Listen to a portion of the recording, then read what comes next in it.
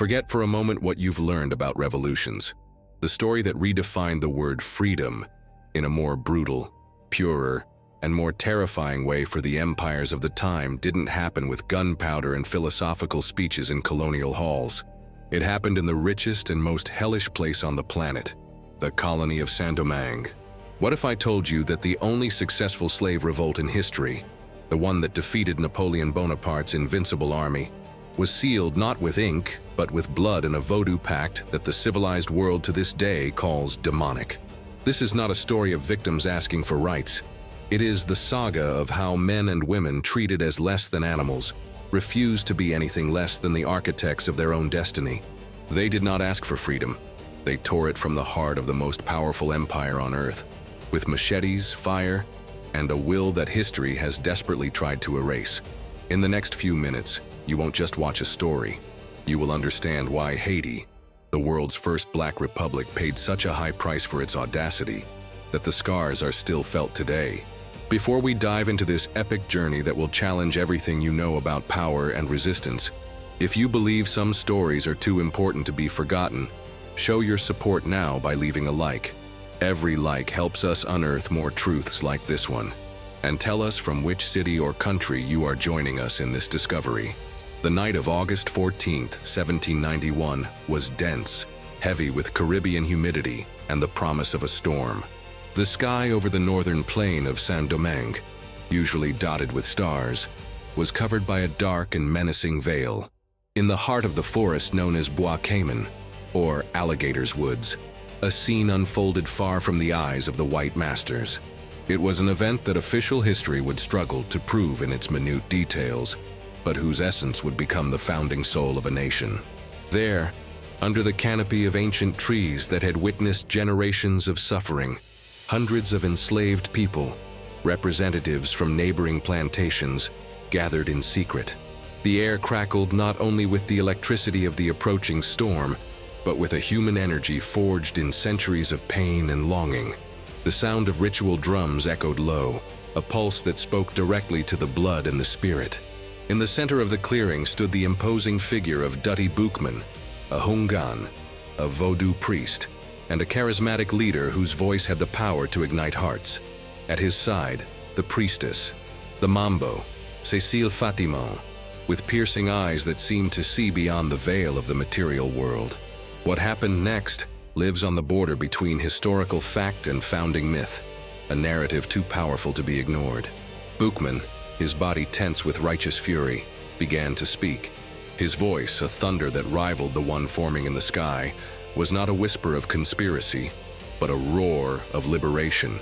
He spoke in Creole, the language of the people, the language of shared pain. He invoked the god of the whites, accusing him of being a god of crimes who demanded their suffering. In contrast, he called upon the gods of Africa, the Loas, spirits who understood the thirst for vengeance and the desire for freedom. He spoke of a revolution that would not be of men alone, but of spirits. The storm finally broke. The rain fell in torrents, the wind whipped the leaves, and lightning illuminated the scene in ghostly flashes. It was in this apocalyptic setting that Cécile Fatimon began the ritual. A black pig, a symbol of strength and spirituality, was sacrificed. Its blood was collected in a gourd and offered to those present.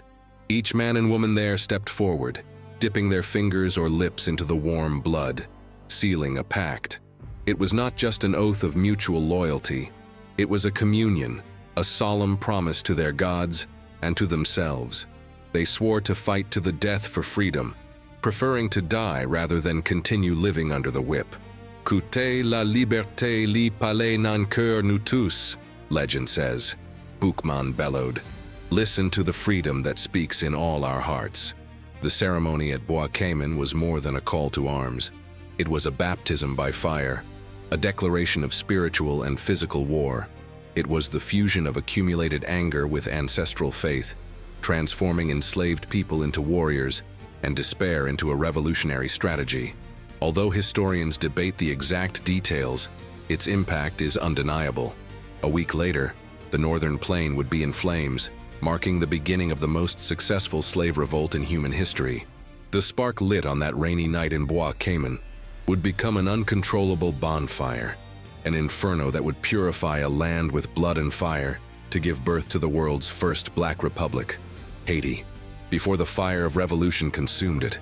The French colony of Saint-Domingue was known to the world as the Pearl of the Antilles. It was no empty nickname. In the late 18th century, this small portion of the island of Hispaniola was the most profitable colony on the planet, the economic engine of the French Empire, and a source of envy for all other colonial powers. Its wealth was staggering, almost mythical. Saint-Domingue alone produced about 40% of all the sugar and 60% of all the coffee consumed in Europe. The value of its exports surpassed that of the 13 North American colonies combined. Cities like Cap Français were called the Paris of the Antilles, with theaters, palaces, and a society of white colonists who lived in ostentatious luxury, mimicking the opulence of the court of Versailles. But this dazzling wealth was built on the most rotten and inhumane foundation imaginable: slavery in its most brutal form. If Saint-Domingue was a paradise for the colonists, it was a literal hell for nearly 500,000 Africans and their descendants. The colony's math was cruel.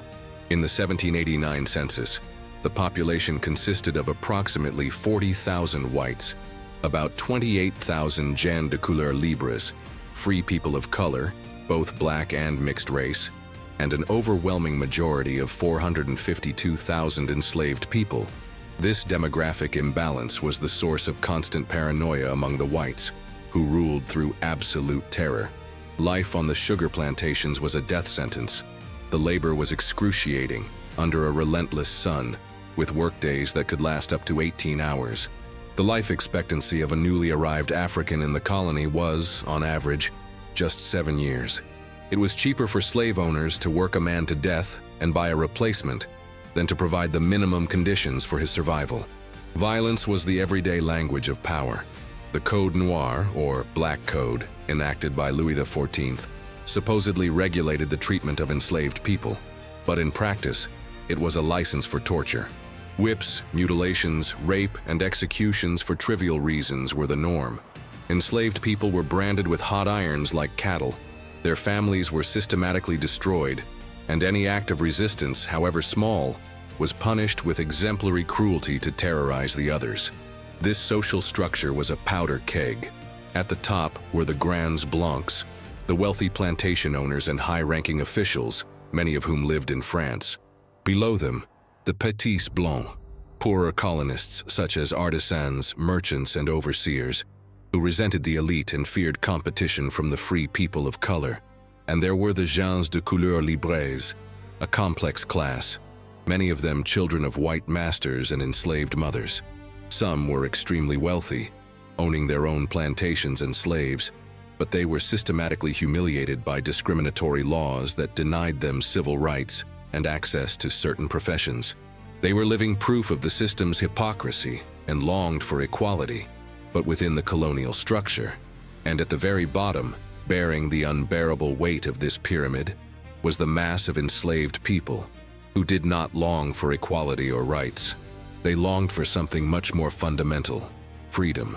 It is in this setting of obscene luxury, racial paranoia, and limitless cruelty that the story of Haiti begins. If you are already shocked by the brutality of this system, know that we are just at the beginning, and every like on this video helps us bring this powerful story to more people. The Pearl of the Antilles was beautiful on the outside, but its brilliance came from the sweat, blood, and tears of 500,000 captive souls, and eventually, the pressure would become unbearable. The facade of racial unity among the white colonists of Saint-Domingue was exactly that, a facade. Beneath the surface of solidarity forged by fear of the overwhelming black majority, there existed a chasm of resentment and class conflict that divided the white population into two antagonistic factions: the Grands Blancs, big whites, and the Petits Blancs, little whites. This internal fracture in the ruling bloc would be one of the crucial fissures through which the revolution would find space to grow and spread. The Grands Blancs were the colony's aristocracy. They were the sugar and coffee tycoons, the owners of vast plantations and hundreds, sometimes thousands of human beings. Many were nobles or wealthy bourgeois who spent most of their time in Paris, enjoying the monumental profits generated on their properties across the Atlantic. Those who resided in the colony held the highest positions in the administration and the army, living in luxurious mansions and replicating the lifestyle of the European elite. Their main political goal was economic autonomy. They deeply resented the exclusif, France's mercantilist colonial pact, which forced them to sell their products exclusively to the mother country and buy French-manufactured goods at inflated prices. They dreamed of trading freely with other powers like Great Britain and the United States to maximize their profits. When the winds of the French Revolution began to blow, they saw an opportunity, not to promote equality, but to use the rhetoric of liberty to secure more power for themselves, forming local assemblies and challenging the authority of the royal governor. On the other side of the spectrum were the Petits Blancs. This group was much more numerous and heterogeneous. It included merchants, artisans, shop owners, plantation overseers, soldiers, and minor officials. They did not possess the wealth or power of the Grands Blancs and often lived in fear of poverty and debt. Their resentment was twofold. First, they hated the arrogance and power monopoly of the white elite, who treated them with disdain. Second, and even more virulently, they feared and despised the gens de couleur libres. For a Petit Blanc, the existence of a free mixed race or black person who was wealthier and more educated than he was, an affront to the natural order of the world, based on white supremacy. They were the most fervent defenders of discriminatory laws and racial segregation, as this hierarchy guaranteed their status, however fragile it might be. While the Grands Blancs saw the French Revolution as a chance to gain economic autonomy, the Petit Blanc embraced it with a more radical fervor, seeing it as an opportunity to break the power of the local aristocracy and reinforce the subjugation of non-whites. This division exploded when news from Paris reached the colony. The white factions entered into open conflict, each forming their own militias and assemblies, fighting for political control of the Pearl of the Antilles. They were so consumed by their own power struggle that they grossly underestimated the danger accumulating beneath their feet. While the whites fought among themselves over who would have the right to wield the whip, they failed to notice that the vast enslaved population was watching, learning, and waiting for the right moment to break. Not just the whip, but the chains that bound them. This civil war among the oppressors created a power vacuum and an administrative chaos that would prove fatal. It was the perfect distraction, the breach in the armor of the colonial system, that allowed the island's true revolutionary force to begin organizing in the shadows. Amid the chasm separating the white colonists from the enslaved masses, there existed a complex and volatile social class whose precarious position would catalyze the early stages of the conflict. The gens de couleur libre, the free people of color. This group, composed of free blacks and predominantly mixed-race individuals, mulâtres, was the personification of Saint-Domingue's contradictions. They were not white, nor were they slaves, and their existence challenged the binary and brutal logic of the slave society. The origins of this class were varied. Many were the children of white slave owners and enslaved African women who were granted freedom by their fathers. Others had purchased their own freedom or were descendants of those who had. Over generations, they became a significant demographic and economic force. At the start of the revolution, they numbered nearly 30,000 and remarkably owned about a third of all plantations and a quarter of all slaves in the colony. Many were wealthier than most Petits Blancs, and some rivaled the Grands Blancs in fortune. They were educated, often in France, served in colonial militias, and were indispensable to the island's economy. However, wealth and culture could not buy them equality. On the contrary, their economic success generated deep resentment, especially among the Petits Blancs. To curb their ascent, the colonial administration imposed a humiliating system of segregation, a web of discriminatory laws that became more restrictive each year. The gens de couleur were forbidden from practicing certain professions, such as law and medicine. They could not wear fine clothes or jewelry, frequent the same public spaces as whites, or sit in the same church pews. They were required to show subservient respect to any white person, regardless of their social class, and most importantly, they were completely excluded from political participation. They could not vote or hold public office. When the French Revolution erupted with its cry for liberty, equality, and fraternity, the gens de couleur libre saw their golden opportunity. Their initial goal was not the end of slavery, after all, many of them were slave owners, but the achievement of full French citizenship. They believed, with some naivety, that the revolutionary ideals would apply to them as free men, property owners, and taxpayers. Led by figures like Julien Raymond and Vincent Auger, who went to Paris to plead their case directly to the National Assembly, they argued that they were the natural barrier against a slave revolt, and that their loyalty to France should be rewarded with equal rights. They saw themselves as dark-skinned Frenchmen, not as Africans. The response from the metropole was ambiguous, and the resistance from the white colonists on the island was fierce and unanimous. Both the Grands Blancs and the Petits Blancs, despite their differences, agreed on one point. White supremacy was non-negotiable. The refusal to grant rights to the free men of color was a catastrophic miscalculation by the colonists. By alienating this powerful and militarily experienced class, they pushed a part of it into armed rebellion, as we will see in the tragic story of Vincent Auger. More importantly, by fighting for their own rights, the gens de couleur libre inadvertently opened the door to a much larger and more dangerous question. If free men of color could be citizens, why couldn't any man of color be free? Their struggle for equality, even if self-serving, helped to destabilize the colonial order and legitimize the discourse of rights, a discourse that the enslaved population would listen to attentively and take to its logical and, for the oppressors, terrifying conclusion. In 1789, the news of the fall of the Bastille crossed the Atlantic Ocean like a shockwave, shaking the foundations of the colonial society of Saint-Domingue. The French Revolution was not a distant event.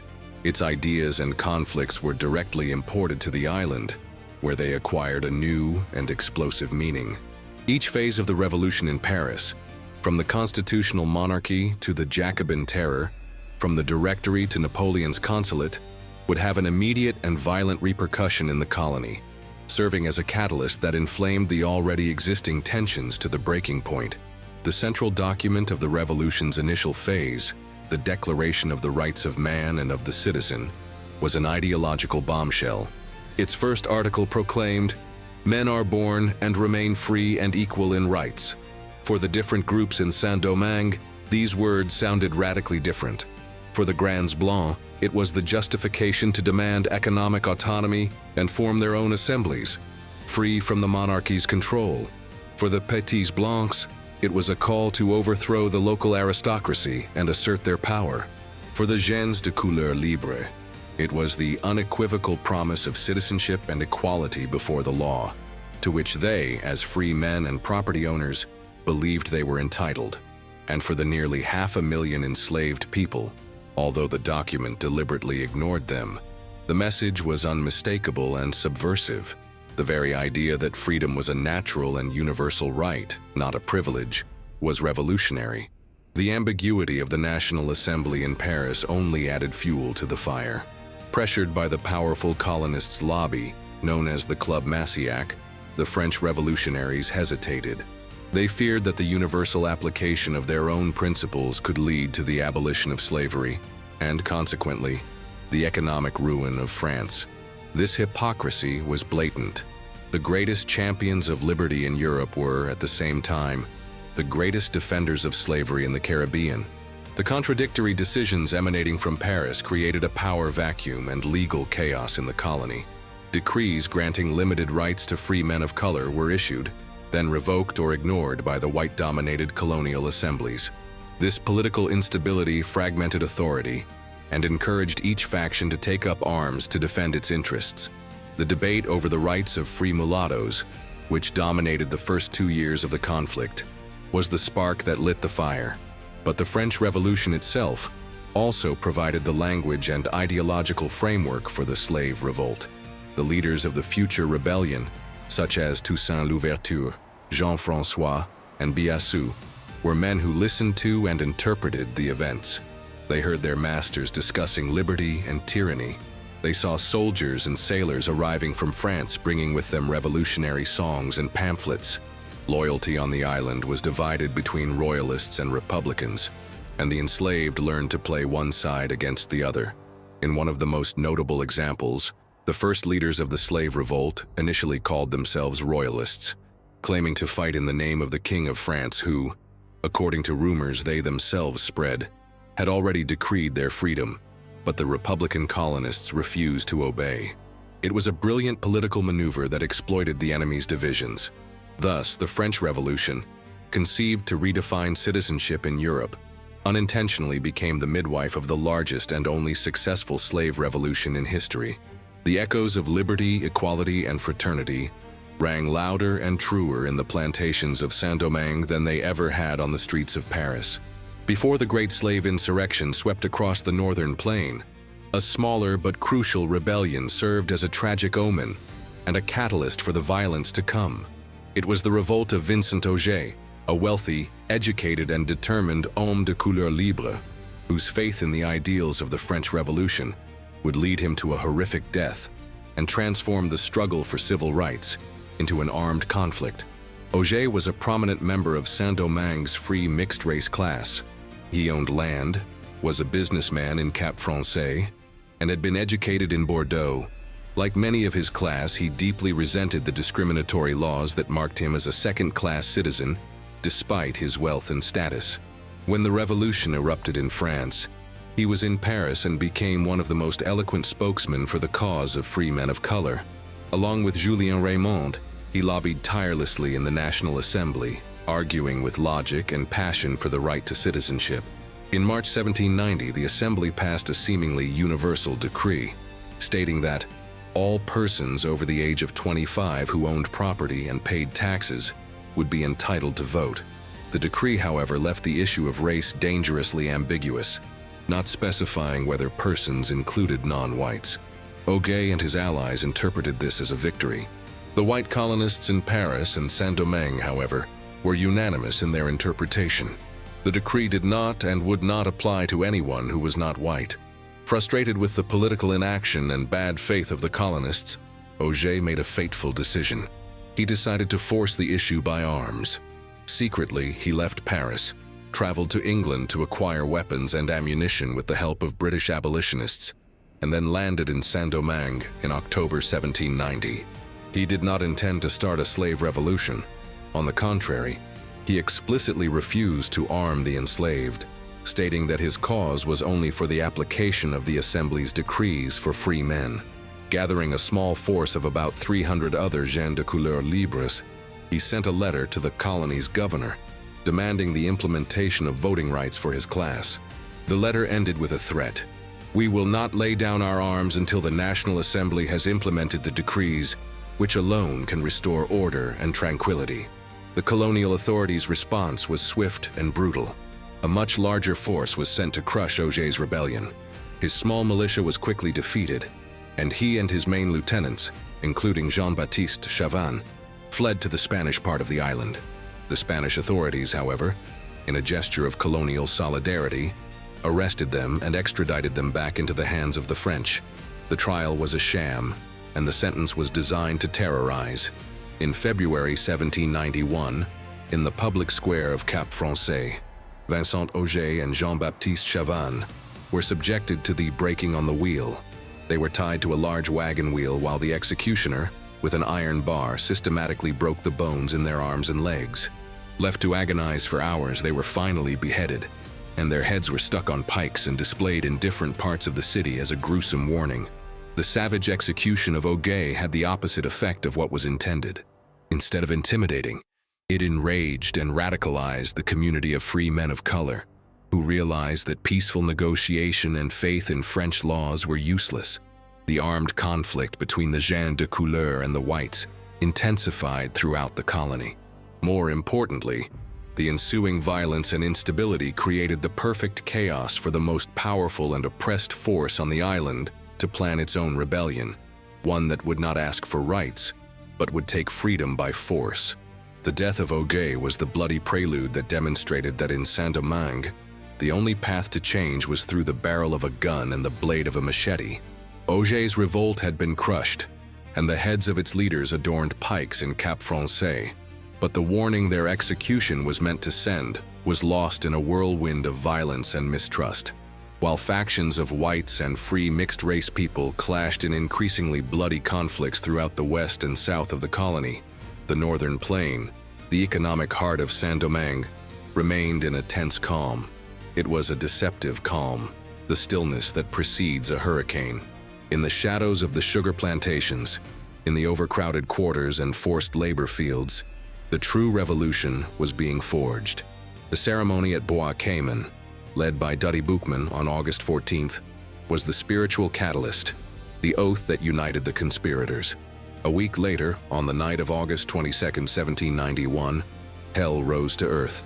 The insurrection began simultaneously on several plantations in the Akol district. Groups of enslaved people, armed with the tools of their labor, sugarcane machetes, sickles, hoes, and with makeshift torches, rose up as one. Their first targets were their direct oppressors, the overseers, the administrators, the slave masters, and their families. Vengeance, contained for generations, was unleashed with unimaginable fury. The great houses, symbols of colonial wealth and power, were invaded, looted, and set ablaze. Those who had wielded the whip now faced the blade. The violence was extreme, a mirror of the cruelty of the slave system itself. Accounts from surviving colonists describe scenes of apocalyptic horror, of indiscriminate massacres that spared neither age nor sex. The signal for the revolt to spread was fire. Within hours, the night sky of the northern plain, the richest and most fertile region of the colony, was stained a hellish red. Flames leaped from one sugar plantation to another, the sugarcane fields dry and flammable, turning into walls of fire that stretched for miles. The fire was both a weapon of war and a symbolic act. To destroy the plantations was to destroy the instruments of their own oppression, to erase the source of the wealth that kept them in bondage. Within 10 days, the rebels were in control of almost the entire northern plain. What began as a series of local uprisings transformed into an organized army of tens of thousands of men and women. Leaders like Jean-François Papillon, Georges Biassou, and Jeannot Bullitt emerged, commanding bands that operated with surprising coordination. They established fortified camps in the mountains surrounding the plain, from which they launched devastating attacks. The colonists' reaction was one of panic and terror. Those who managed to escape fled to the city of Cap Français, which became a besieged fortress, filled with terrified refugees. The repression was equally savage. Any captured enslaved person was tortured and publicly executed in the cruelest ways, in the hope of breaking the rebels' morale. But it was too late. The gears of revolution had been set in motion and could no longer be stopped. Within 2 months, over 1,000 whites were killed, and hundreds of sugar and coffee plantations were reduced to ashes. The Pearl of the Antilles was unrecognizable, its landscape of luxury transformed into a smoldering battlefield. The Great Insurrection of 1791 was the beginning of a war that would last for 13 years. It was the moment when the most oppressed population in the New World rose up, not to ask for, but to take their freedom, demonstrating to the world that those who were treated as property had the will and the capacity to destroy their masters and the world they had built. The plain in flames was the baptism by fire of the Haitian nation. Amid the smoldering chaos of the 1791 insurrection, among rebel leaders who commanded through brute force and fierce charisma, an unlikely figure began to emerge. He was not among the initial instigators of the revolt. He was a middle-aged man, small and frail in appearance, known until then as Toussaint Breda. Born enslaved on the Breda plantation, he had the rare fortune of having a relatively lenient master who allowed him to learn to read and write. He worked as a coachman, a position of trust that gave him mobility and access to conversations and information that most enslaved people did not have. He was knowledgeable about medicinal plants and a devout Catholic, but also deeply versed in African spiritual traditions. When the revolt exploded, Toussaint, already a free man for over a decade, initially hesitated. He ensured the safety of his former master's family, helping them flee the island before joining the rebels in the mountains. He did not join as a mere soldier. At nearly 50 years old, an advanced age for the time, he brought with him something the other leaders lacked: a brilliant strategic mind, an innate understanding of politics, and a vision that went beyond simple revenge. His rise was not meteoric, but methodical and relentless. He started as a doctor in Georges Biassou's rebel army, using his knowledge of herbs to treat the wounded. Soon, however, his capacity for organization and military discipline became evident. He trained a small group of soldiers in guerrilla tactics, transforming an undisciplined mob into an effective combat unit. His reputation grew.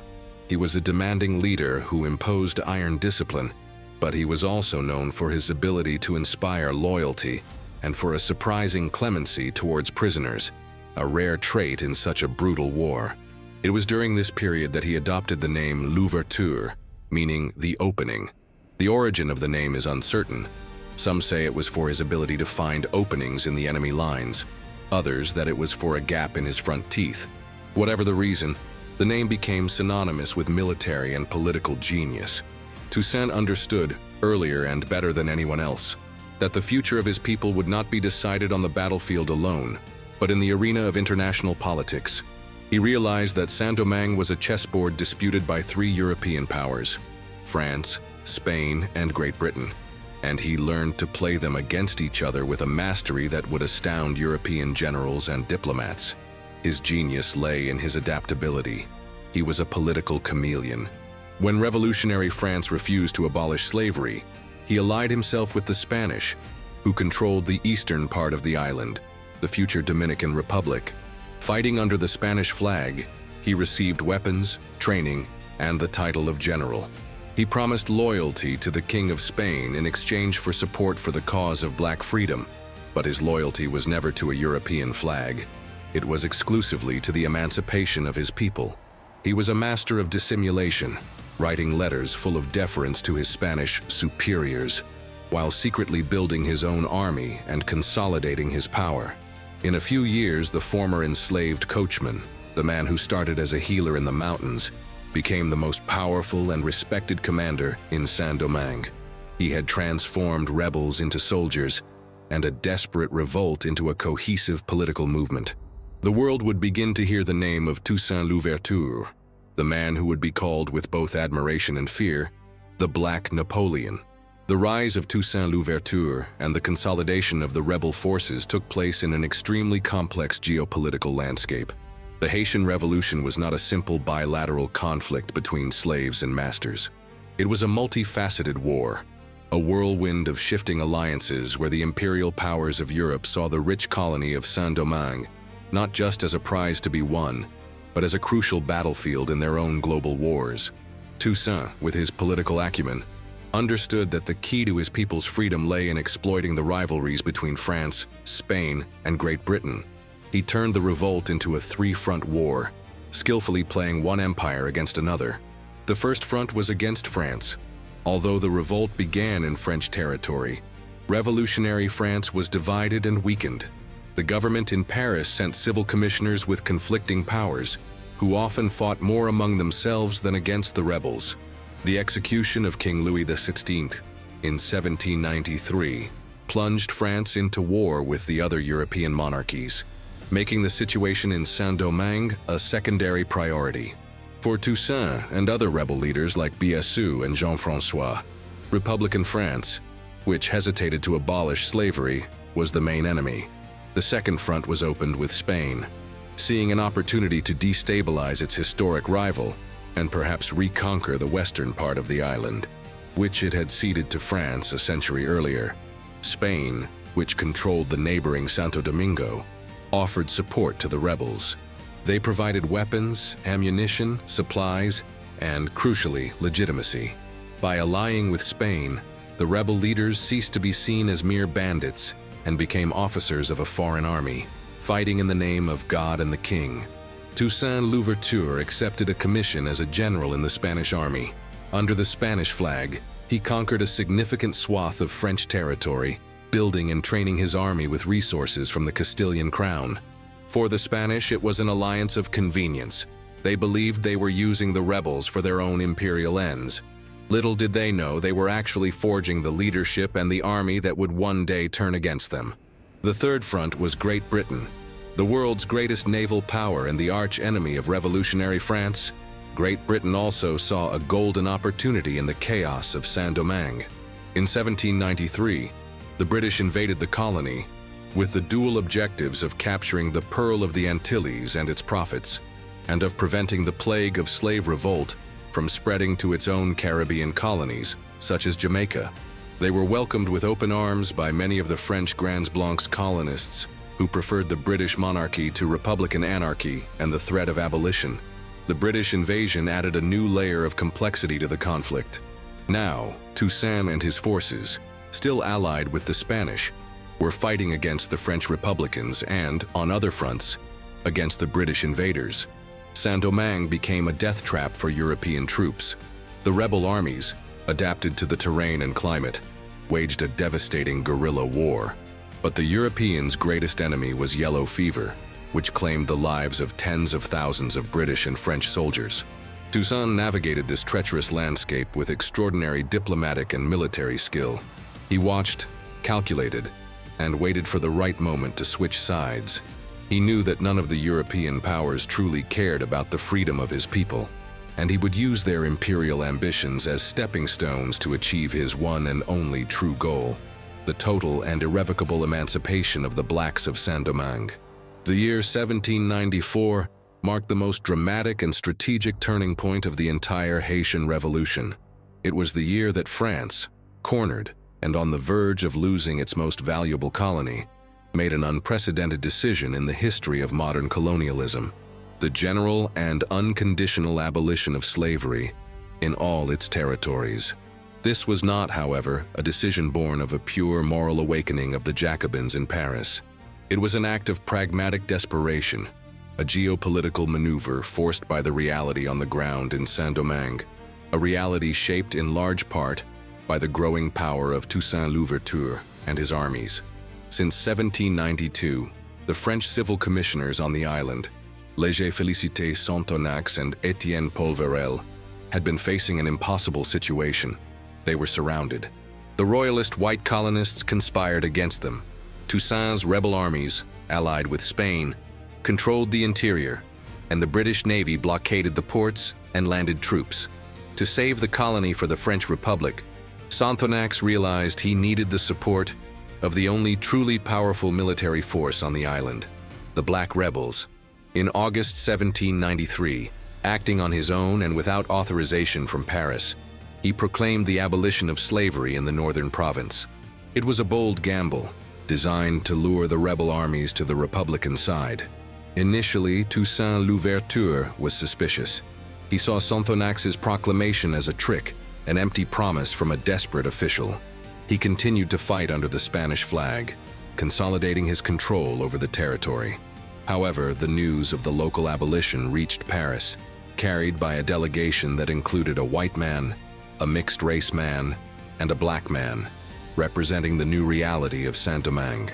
On February 4th, 1794, 16 Pluvios, Year 2 in the Revolutionary calendar, in a historic session of the National Convention, the delegation was received with enthusiasm.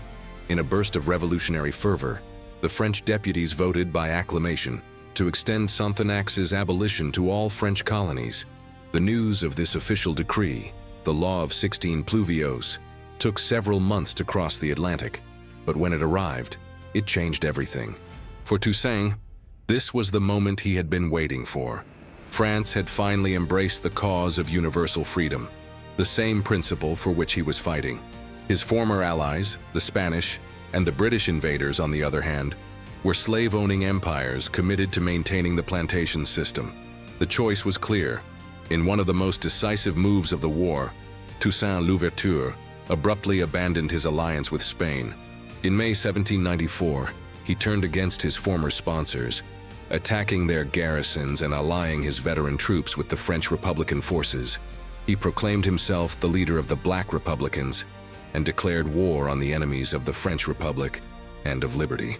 With Toussaint's military genius now on the French side, the tide of the war turned spectacularly.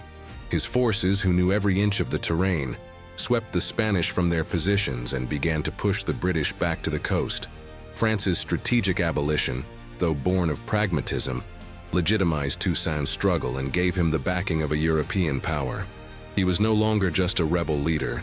He was a general of the French Republic, fighting under the tricolor flag that now represented freedom for all men, regardless of color. The story we are telling is complex and full of world-changing twists. If you are learning something new and want to help us continue to uncover these fascinating chapters of history, consider subscribing to the channel, liking the video, and sharing it with your friends. By doing so, you help us spread knowledge. We'd love to know where you're watching from, so leave your city in the comments. And if there is another historical saga you would like to see here, your suggestion is very welcome. With the French flag now flying over his armies, Toussaint Louverture emerged not only as the main military leader of Saint-Domingue, but as its de facto political authority. Between 1794 and 1801, he embarked on the monumental task of transforming a war-torn colony into a functional and productive territory. This period revealed that his skills as a statesman were as formidable as his military genius. His first priority was pacification. The island was still a mosaic of conflicting factions. He used a combination of force, diplomacy, and cunning to consolidate his power. First, he focused on expelling the foreign invaders. His troops, now the most experienced and disciplined in the Caribbean, inflicted humiliating defeats on the British. After years of a bloody and expensive campaign, which cost the British Empire over 60,000 men, mostly to yellow fever, and millions of pounds, Great Britain signed a secret treaty with Toussaint in 1798. They agreed to withdraw from the colony, in exchange for a promise that Toussaint would not export his revolution to Jamaica. It was a stunning victory, a former slave forcing the world's greatest power to negotiate on his terms. Next, he turned to the internal rivalry with the mixed-race leadership in the South, commanded by André Rigaud. Rigaud, a competent military leader who controlled an autonomous region, viewed Toussaint's growing power with suspicion. The latent conflict exploded in the War of the Knives, 1799–1800, a brutal civil war that devastated the South. Toussaint, with his superior army and tactical support from the United States, which wanted to re-establish trade and weaken France, emerged victorious. With Rigaud exiled, Toussaint unified the entire French colony under his command. With military control secured, Toussaint faced an even greater challenge: rebuilding the ruined economy without resorting to slavery. The Pearl of the Antilles was in ashes. The plantations had been destroyed, and the population of former slaves, now free, was reluctant to return to the excruciating labor in the cane fields, which they associated with their former servitude. Toussaint, a pragmatist, knew that the colony's autonomy depended on its economic viability. He implemented a controversial agrarian policy, often described as agrarian militarism. He declared that freedom did not mean idleness, and instituted a system of forced labor known as fermage. The land, for the most part, remained in large estates, many confiscated from exiled colonists and now managed by the state or his officers, and the former slaves were forced to return to them as cultivators. They were no longer property, received a small share of the production, usually a quarter, and could not be bought or sold. However, they were rigidly tied to the land by military regulations, and could not leave the plantations without permission, under penalty of severe punishment. This policy was deeply unpopular among the mass of the population, who dreamed of owning small plots of land. For them, Toussaint's system seemed dangerously similar to the slavery they had just abolished. However, from an economic point of view, it was a remarkable success. Agricultural production began to recover to impressive levels, restoring some of the colony's former prosperity. At the same time, he promoted reconciliation. He invited many of the former white colonists with technical knowledge to return, guaranteeing their safety and property, as he needed their expertise to manage the economy. He established a court that displayed discipline and etiquette, seeking to create a multiracial society based on merit, not color. Toussaint was building an autonomous and functional state, proving that a society governed by blacks could be orderly and prosperous. But his growing power and de facto independence would soon attract the wrath of the new master of France, Napoleon Bonaparte. At the height of his power, having unified the colony and restored economic order, Toussaint Louverture took his most audacious and ultimately fatal step. In 1801, he convened an assembly of notables to draft the first constitution of Saint-Domingue. This document was not just a set of laws, it was a declaration of de facto sovereignty, a manifesto that redefined the colony's relationship with France and solidified Toussaint's power in a way that would put him on a direct collision course with Napoleon Bonaparte. The Constitution of 1801 is a remarkable piece of political history. Drafted by a commission of white and mixed-race men handpicked by Toussaint, it reflected his vision of a multiracial, orderly, and productive society. Its most revolutionary article was Article 3, which declared, "There can be no slaves on this territory. Servitude is forever abolished. All men are born, live, and die free in French."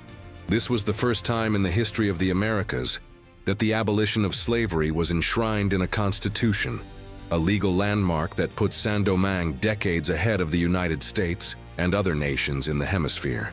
The Constitution also promoted racial equality, with Article 5 stipulating that there is no other distinction than that of virtues and talents, and no other superiority than that which the law confers in the exercise of a public function. It guaranteed the protection of individual property and established Catholicism as the official religion, a nod to both Toussaint's personal faith and an attempt to appease European powers. However, the political structure the Constitution established was anything but democratic. It was an authoritarian regime, designed to ensure the stability and power of its architect. The document named Toussaint Louverture as Governor-General for life, with almost absolute powers. More audaciously still, it granted him the exclusive right to appoint his own successor, effectively establishing a dynasty. Although the Constitution stated in Article 1 that Saint-Domingue was part of the French Empire, the rest of the document made this affiliation purely nominal. The colony would have its own laws, its own army, and its own government, without any significant oversight from Paris. France had no right to send commissioners or to legislate on the colony's internal affairs. It was, in essence, the constitution of an independent state in all but name. Toussaint knew how provocative this act would be.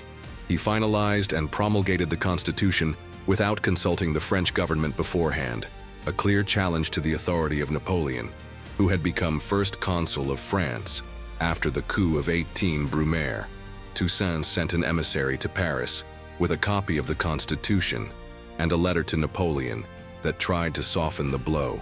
In it, he compared himself to a black Spartacus whose ambition was the happiness of his people, and justified his lifelong power as necessary to maintain peace and prosperity.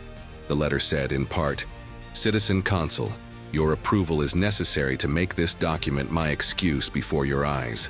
But for Napoleon, a man who tolerated no rivals and who dreamed of restoring the greatness of the French colonial empire, the Constitution of 1801 was not a request for approval, but a disguised declaration of independence. It was a gauntlet thrown down by a former slave from across the ocean. The first consul's response would not be diplomatic. The Constitution, designed to be the crowning achievement of Toussaint's work, would instead be the pretext for his destruction. Napoleon's fury was about to materialize in the form of the largest military expedition that had ever crossed the Atlantic. Across the Atlantic, in the Tuileries Palace in Paris, Napoleon Bonaparte read the dispatches from Saint-Domingue with growing fury. The first consul of France, the man who was redrawing the map of Europe with his legions, did not see Toussaint Louverture as a black Spartacus or a liberator, but as a gilded African, an arrogant rebel who dared to challenge his authority and thwart his grandiose imperial plans. The Constitution of 1801 was the last straw, the personal and political affront that Napoleon could not ignore. Napoleon's anger was not motivated solely by wounded pride. It was rooted in a comprehensive geopolitical vision for the Americas. He dreamed of recreating a vast French empire in the New World. The first step in this plan was the secret signing of the Treaty of San Ildefonso in 1800, in which Spain agreed to return the immense territory of Louisiana to France. In Napoleon's vision, Saint-Domingue would be the centerpiece of this empire. The wealth generated by its sugar and coffee plantations would finance the enterprise, and its ports would serve as the main naval and military base to project French power throughout the Caribbean and the Gulf of Mexico. Louisiana, in turn, would function as the breadbasket, providing food, timber, and other essential supplies to the plantation colony, making the empire self-sufficient. In this grand scheme, an autonomous Saint-Domingue, governed by a black general who had abolished slavery, was an intolerable obstacle.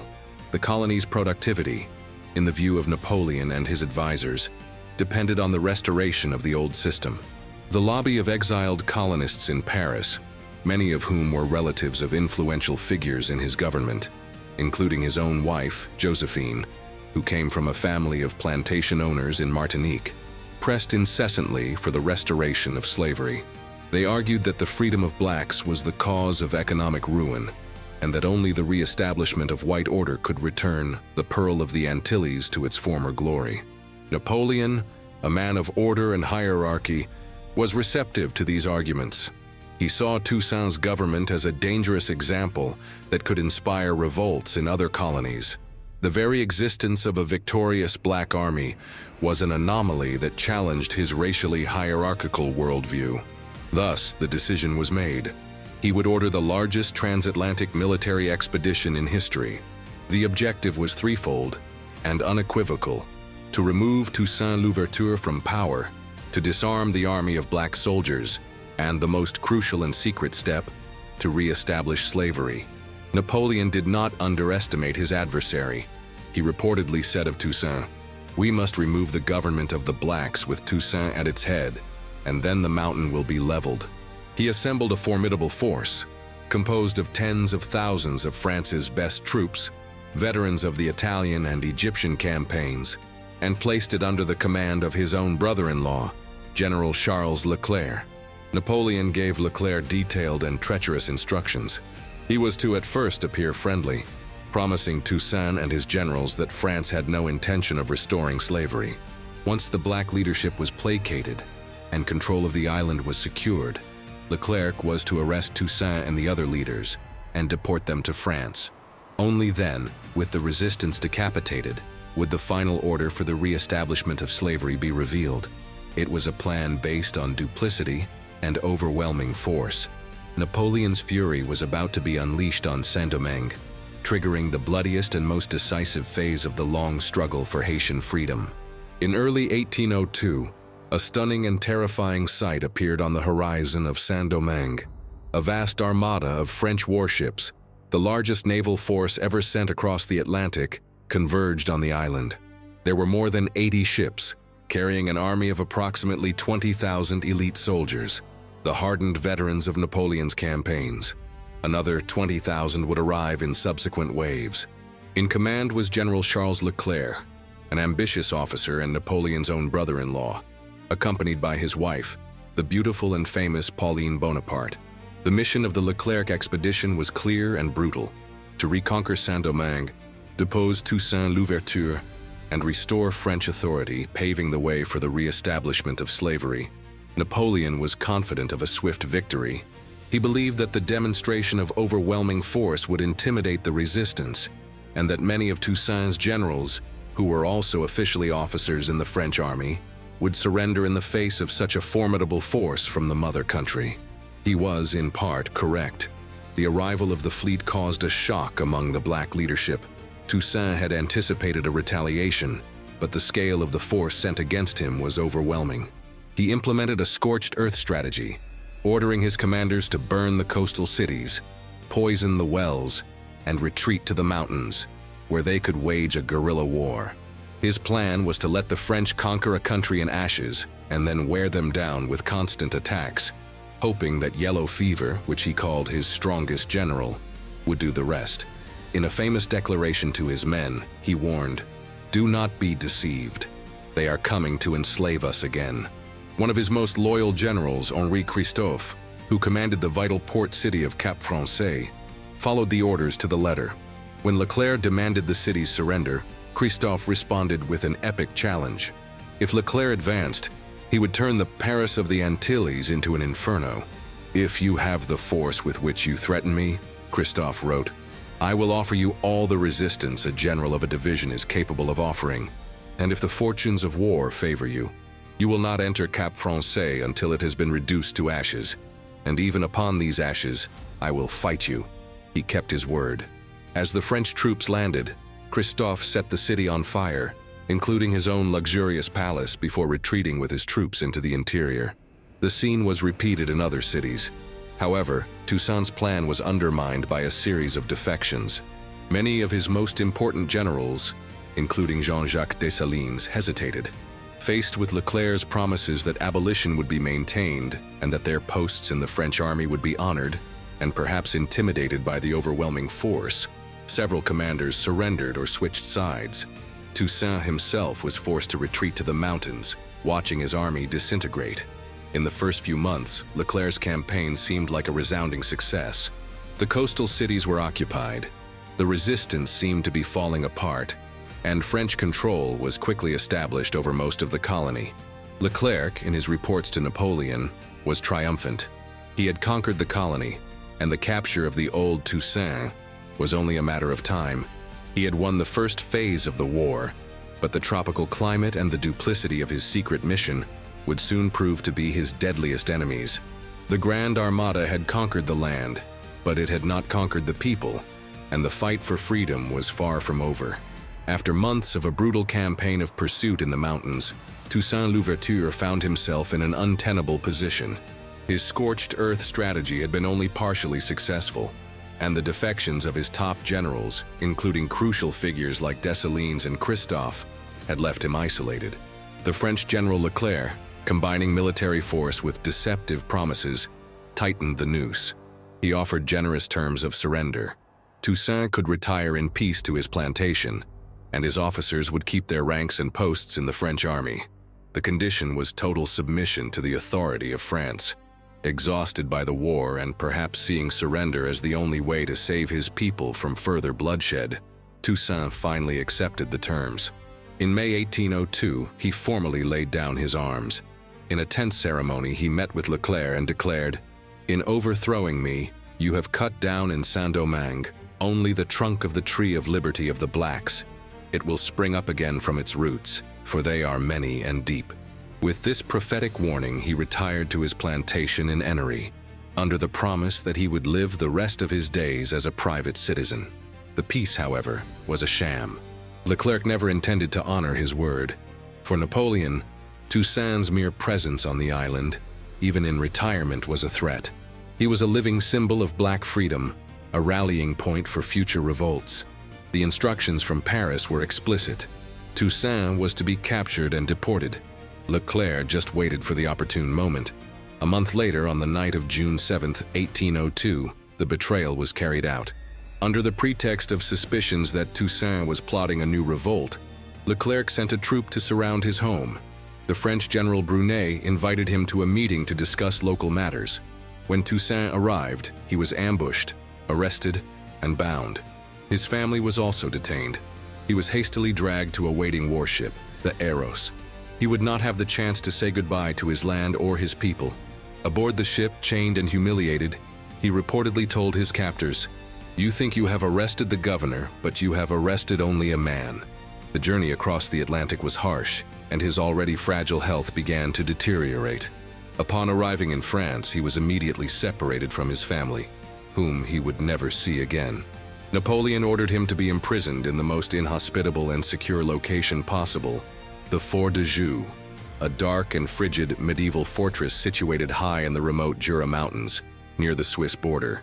There, he was thrown into a damp, unheated stone cell. He was subjected to incessant interrogations, in which his captors tried in vain to discover the location of a supposed treasure he had hidden. He was deprived of adequate food, medical care, and the warmth of the Caribbean sun to which he was accustomed. It was a slow and cruel death sentence. In his icy solitude, Toussaint Louverture, the man who had defeated the armies of Spain and Great Britain, and who had ruled Saint-Domingue, wrote his memoirs trying to defend his actions and his legacy. But the cold, malnutrition, and confinement took their toll. On April 7, 1803, less than a year after his capture, he was found dead in his cell. Napoleon had succeeded in eliminating his great rival, but in doing so, he made a monumental miscalculation. The betrayal and deportation of Toussaint did not pacify the island. On the contrary, it served as irrefutable proof of French bad faith. Toussaint's prophecy was about to come true. The trunk of the Tree of Liberty had been cut, but the roots were more alive than ever, and they would soon sprout with a renewed and relentless fury. The capture and deportation of Toussaint Louverture in mid-1802 brought a fragile and deceptive calm to Saint-Domingue. General Leclerc, triumphant, believed he had decapitated the hydra of rebellion. The black and mixed-race generals like Dessalines, Christophe, and Pétion had submitted and been incorporated into the French army, now tasked with disarming the rural population. It seemed that Napoleon's mission was on the brink of success. However, two crucial factors would soon turn this tense calm into a firestorm of fury, uniting all non-whites on the island in a final desperate fight for survival, disease, and the truth. The first factor was the arrival of summer and, with it, the yellow fever season. The general that Toussaint had so trusted began to wage its own war against the European invaders. The French army, composed of men with no immunity to tropical diseases, began to be decimated. The disease killed with terrifying speed and efficiency. The makeshift hospitals overflowed, and the streets of the coastal cities filled with corpses. At its peak, the epidemic killed hundreds of soldiers a day. The morale of the troops plummeted. They were dying by the thousands, not in glorious battles, but in fever beds, far from home. Napoleon's victorious army was rotting from the inside out. The second factor, and the most decisive, was the arrival of news from other French colonies in the Caribbean. In May 1802, Napoleon had signed a law re-establishing slavery and the slave trade in colonies where the 1794 abolition had not yet been fully implemented, such as Martinique. Shortly after, ships arrived from Guadeloupe with terrible news. There, French forces, under the command of General Richest, had crushed the resistance of black soldiers and restored slavery with exemplary brutality. Men, women, and children who had lived as free citizens for 8 years were chained once again. The news spread through Saint-Domingue like wildfire. Initially, they were rumors whispered in the markets and fields. But as more ships arrived, the rumors became a terrifying certainty. Leclerc's promises that freedom would be maintained were exposed as the lie they had always been. Napoleon's secret mission was no longer secret. The plan was, and always had been, to re-establish slavery. For the black and mixed-race soldiers who had joined the French army, the revelation was a profound shock. They realized they were being used as instruments of their own subjugation. They were disarming their brothers in the field so that they could be more easily chained. The betrayal of Toussaint now made perfect sense. It was the first step to enslaving everyone. This was the absolute turning point. The struggle, which until then had been multifaceted, with alliances and rivalries between blacks, mixed-race people, and whites, simplified into an all-out racial war. It was no longer about autonomy, military posts, or civil rights. It was about freedom versus slavery, life versus a slow death in the cane fields. The old rivalry between Toussaint's blacks and Rigaud's mixed-race people was forgotten. Faced with a common existential threat, they united. One by one, the generals who had surrendered to Leclerc, like Dessalines and Christophe, began to conspire. They deserted the French army, taking with them their troops, their weapons, and their intimate knowledge of the terrain.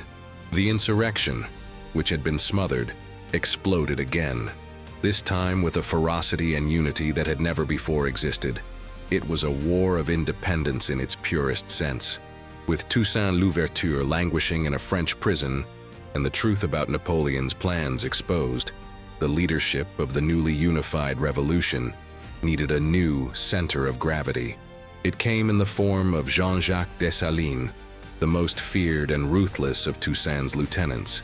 If Toussaint was the diplomat and strategist who built an army and a state, Dessalines was the personification of revolutionary fury, a warrior forged in the fire of suffering and driven by an unquenchable hatred of tyranny. Dessalines' story was a testament to the brutality of slavery in Saint-Domingue. Born enslaved on a plantation in the north, he suffered under the hand of a particularly cruel master. The scars on his back, which he would reportedly show his soldiers to incite them to fight, were a map of his pain and resentment. He lacked Toussaint's education and diplomatic subtlety. He was illiterate but possessed a sharp native intelligence, a magnetic charisma, and legendary courage on the battlefield. Where Toussaint was calculating and, at times, clément, Dessalines was impulsive, direct, and absolutely merciless to his enemies. He was the Tiger, a nickname that inspired as much terror in the French as it did fervent loyalty in his men. After Toussaint's surrender, Dessalines had also submitted to Leclerc, becoming one of the top generals in the service of France. He played his role so convincingly that Leclerc even praised him in his letters to Napoleon, calling him a useful butcher for subduing the population. But Dessalines was just biding his time. When the news of the restoration of slavery in Guadeloupe confirmed his worst fears, he acted. In October 1802, he deserted the French army, giving the signal for the general rebellion. He met with the mixed-race leader Alexandre Pétion in a secret meeting, and the two, former rivals in the War of the Knives, swore an oath of unity. They agreed to forget past divisions and fight together under a unified command, with Dessalines as commander-in-chief. Dessalines' leadership transformed the war. He simplified the goal of the struggle into a powerful and unequivocal motto that echoed throughout the island: Coupez tête, boule caille, which means cut off the heads, burn the houses in Creole. It was a policy of scorched earth and total annihilation of the enemy. For him, there could be no reconciliation or coexistence with those who came to chain them again. The only answer was eradication. He demanded iron discipline and a ferocity from his soldiers that mirrored the cruelty of the French. His famous declaration, "Let us swear to fight to the last breath for the independence of our country," became the war cry of the nascent nation. He was also a master of symbolism. In one of the most iconic acts of the Revolution, during the Congress of Arcahai in May 1803, where the alliance between blacks and mixed-race people was formalized, Dessalines took the French tricolor flag. With a dramatic gesture, he tore out the white strip from the center, leaving only the blue and the red. He then asked Catherine Flawn, his goddaughter, to sew the two remaining strips together. The white stripe, representing the whites, had been removed. The new flag, with the blue representing the blacks and the red representing the mixed-race people, united, became the symbol of the new nation and the alliance that forged it. Under Dessalines' command, the revolution ceased to be a struggle for rights within the French Empire and became a total war for national independence. The tiger was loose, and he would not rest until the last French soldier was driven from his land or buried in it. If you are feeling the power and intensity of this journey for freedom, don't forget to subscribe so you don't miss the next chapters of this and other epic stories. The final phase of the Haitian Revolution, under the leadership of Dessalines, plunged into a level of brutality that shocked even an era accustomed to war. It was a war of extermination, guerre à outrance, a total conflict where the objective was no longer military victory, but the physical annihilation of the enemy. Mercy became a weakness, and cruelty a tool of war. Both sides committed atrocities in a spiral of vengeance and terror, turning Saint-Domingue into an open-air slaughterhouse. General Leclerc, seeing his army melt away under the sun of yellow fever and the relentless guerrilla warfare, abandoned any pretense of pacification. In a letter to Napoleon, he wrote desperately, "We must destroy all the blacks in the mountains, men and women, and spare only children under 12. We must destroy half the blacks of the plains." His desperation translated into a policy of systematic terror. The French carried out mass executions. Rebel prisoners were shot, hanged, or drowned by the thousands. In one of the most infamous methods, they tied captives in the holds of ships and suffocated them with the smoke of burning sulfur, a fumigation technique used to kill insects. They also imported hundreds of hunting dogs from Cuba, chiens de chasse, which were trained to tear black prisoners apart in grotesque public spectacles, held in amphitheaters to entertain the troops and the remaining white population. The response of Dessalines' forces was equally merciless. The policy of coupez tête, boule caille was implemented literally. The Haitian soldiers took no prisoners. Captured French soldiers were often tortured and executed in ways that mirrored the atrocities committed by them. Dessalines believed that only terror could combat terror. He wanted to make it clear that there would be no return to the old order.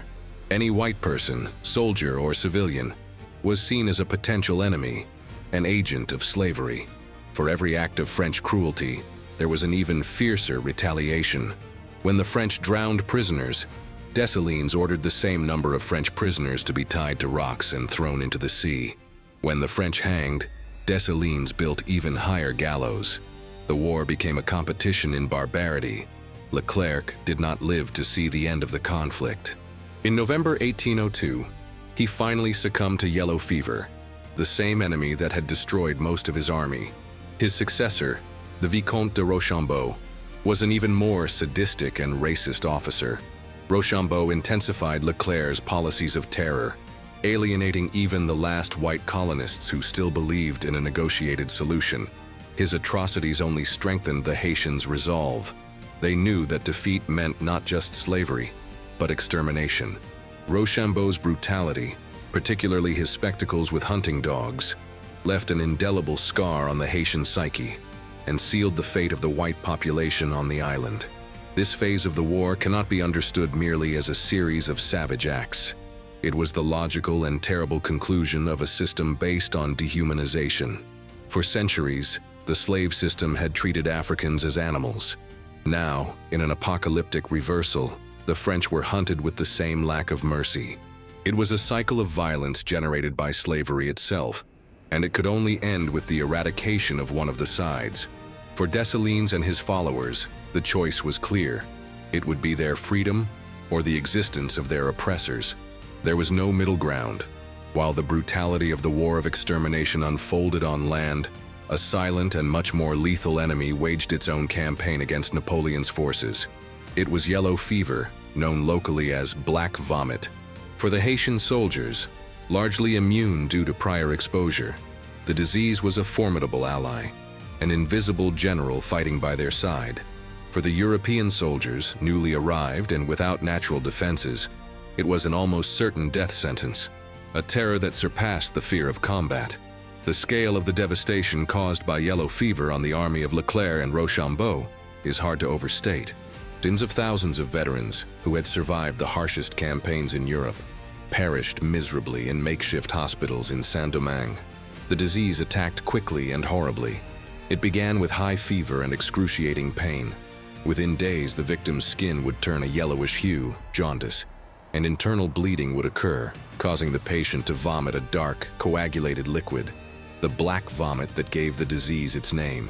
Death was agonizing, and in most cases, inevitable. The impact on the morale of the French troops was catastrophic. Soldiers who had faced cannon fire without flinching now lived in constant panic of an enemy they could not see or fight. Every mosquito bite was a potential death sentence. Discipline broke down. Soldiers turned to alcohol and pillaging, and the army's cohesion began to disintegrate. General Leclerc himself, despite all precautions, succumbed to the disease in November 1802. His death was a devastating blow to the expedition. He was Napoleon's brother-in-law, the central figure of the mission. His wife, Pauline Bonaparte, had to flee the island in a chaotic scene, taking her husband's embalmed body in a lead coffin. The letters that surviving officers sent to France painted an apocalyptic picture. General Rommel wrote, "Death has been our constant companion. I have lost most of my brave comrades. It is impossible to describe the devastation the disease has caused." Rochambeau, Leclerc's successor, tried to hide the true scale of the losses from Napoleon, but the reality was undeniable. Out of a total force of more than 40,000 men sent to the island, it is estimated that over 30,000 died from disease. Combat losses were significant, but they paled in comparison. For the Haitian population, the epidemic was seen as a divine intervention, proof that their gods and the land itself were fighting against the invaders. Yellow fever validated Toussaint's strategy of retreating to the mountains and letting the climate do its work. It weakened the French army to a point where it became vulnerable to a final, decisive attack.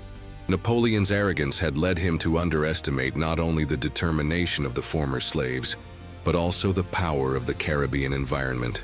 He sent an army designed to fight on European plains to a deadly tropical terrain, and the result was the almost total collapse of one of the greatest expeditionary forces of his time. Without yellow fever, it is debatable whether the revolution would have succeeded against such a large and well-equipped army. The disease was the great equalizer, the natural biological weapon that leveled the battlefield and made the Haitian victory possible. The collapse of the French army under the relentless assault of the disease set the stage for the final confrontation that would seal the colony's fate. On November 18, 1803, near the city of Cap Français, the fate of Saint-Domingue would be sealed in a battle that would become the supreme symbol of Haitian courage and sacrifice.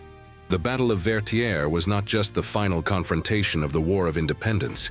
It was the culmination of 12 years of struggle, a bloody and epic climax where an army of former slaves faced and defeated the remaining troops of a European superpower. The French forces, now under the command of the desperate and brutal General Rochambeau, were cornered.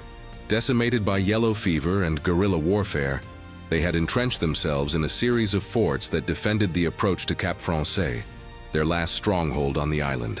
The most important of these forts was Vertières, situated on a strategic hill overlooking the road to the city.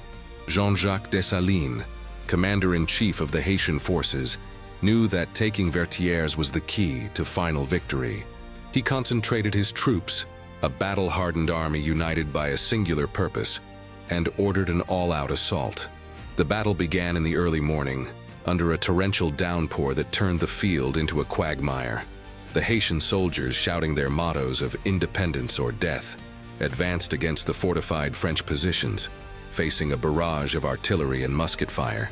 The casualties were terrible, but the attackers' determination was unshakable. Wave after wave, they charged up the muddy hill, only to be repelled by French fire. The battle was marked by acts of legendary heroism that have become part of Haitian national mythology. One of the most iconic moments was led by François Capois, an infantry officer known as Capois la Mort, Capois the Death, for his suicidal bravery. Leading his men in a charge against the trenches of Vertières, his horse was struck by a cannonball and collapsed beneath him. Capois stood up, drew his sword, and continued to advance on foot, shouting to his men, "En avant! En avant! Forward! Forward!" Shortly after, his hat was knocked off his head by a musket ball. Without flinching, he continued to lead the charge. The scene was so extraordinary that, according to tradition, General Rochambeau himself ordered a momentary ceasefire.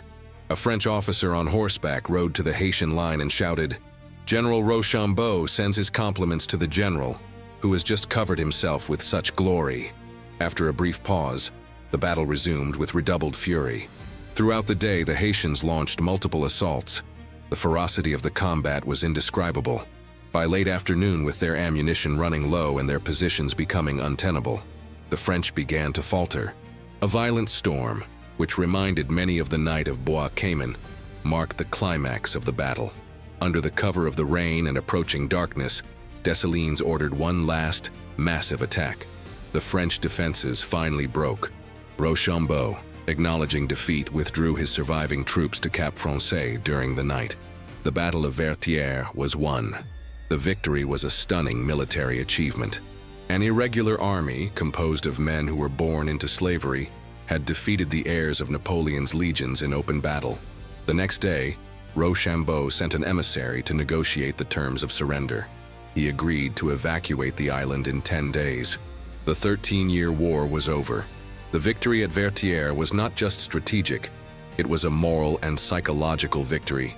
It proved, once and for all, the capacity and the right of black people to be free and to determine their own destiny. The road to the proclamation of independence was finally open. With Rochambeau's surrender and the humiliating departure of the last French ships from Cap Français, the war was finally over.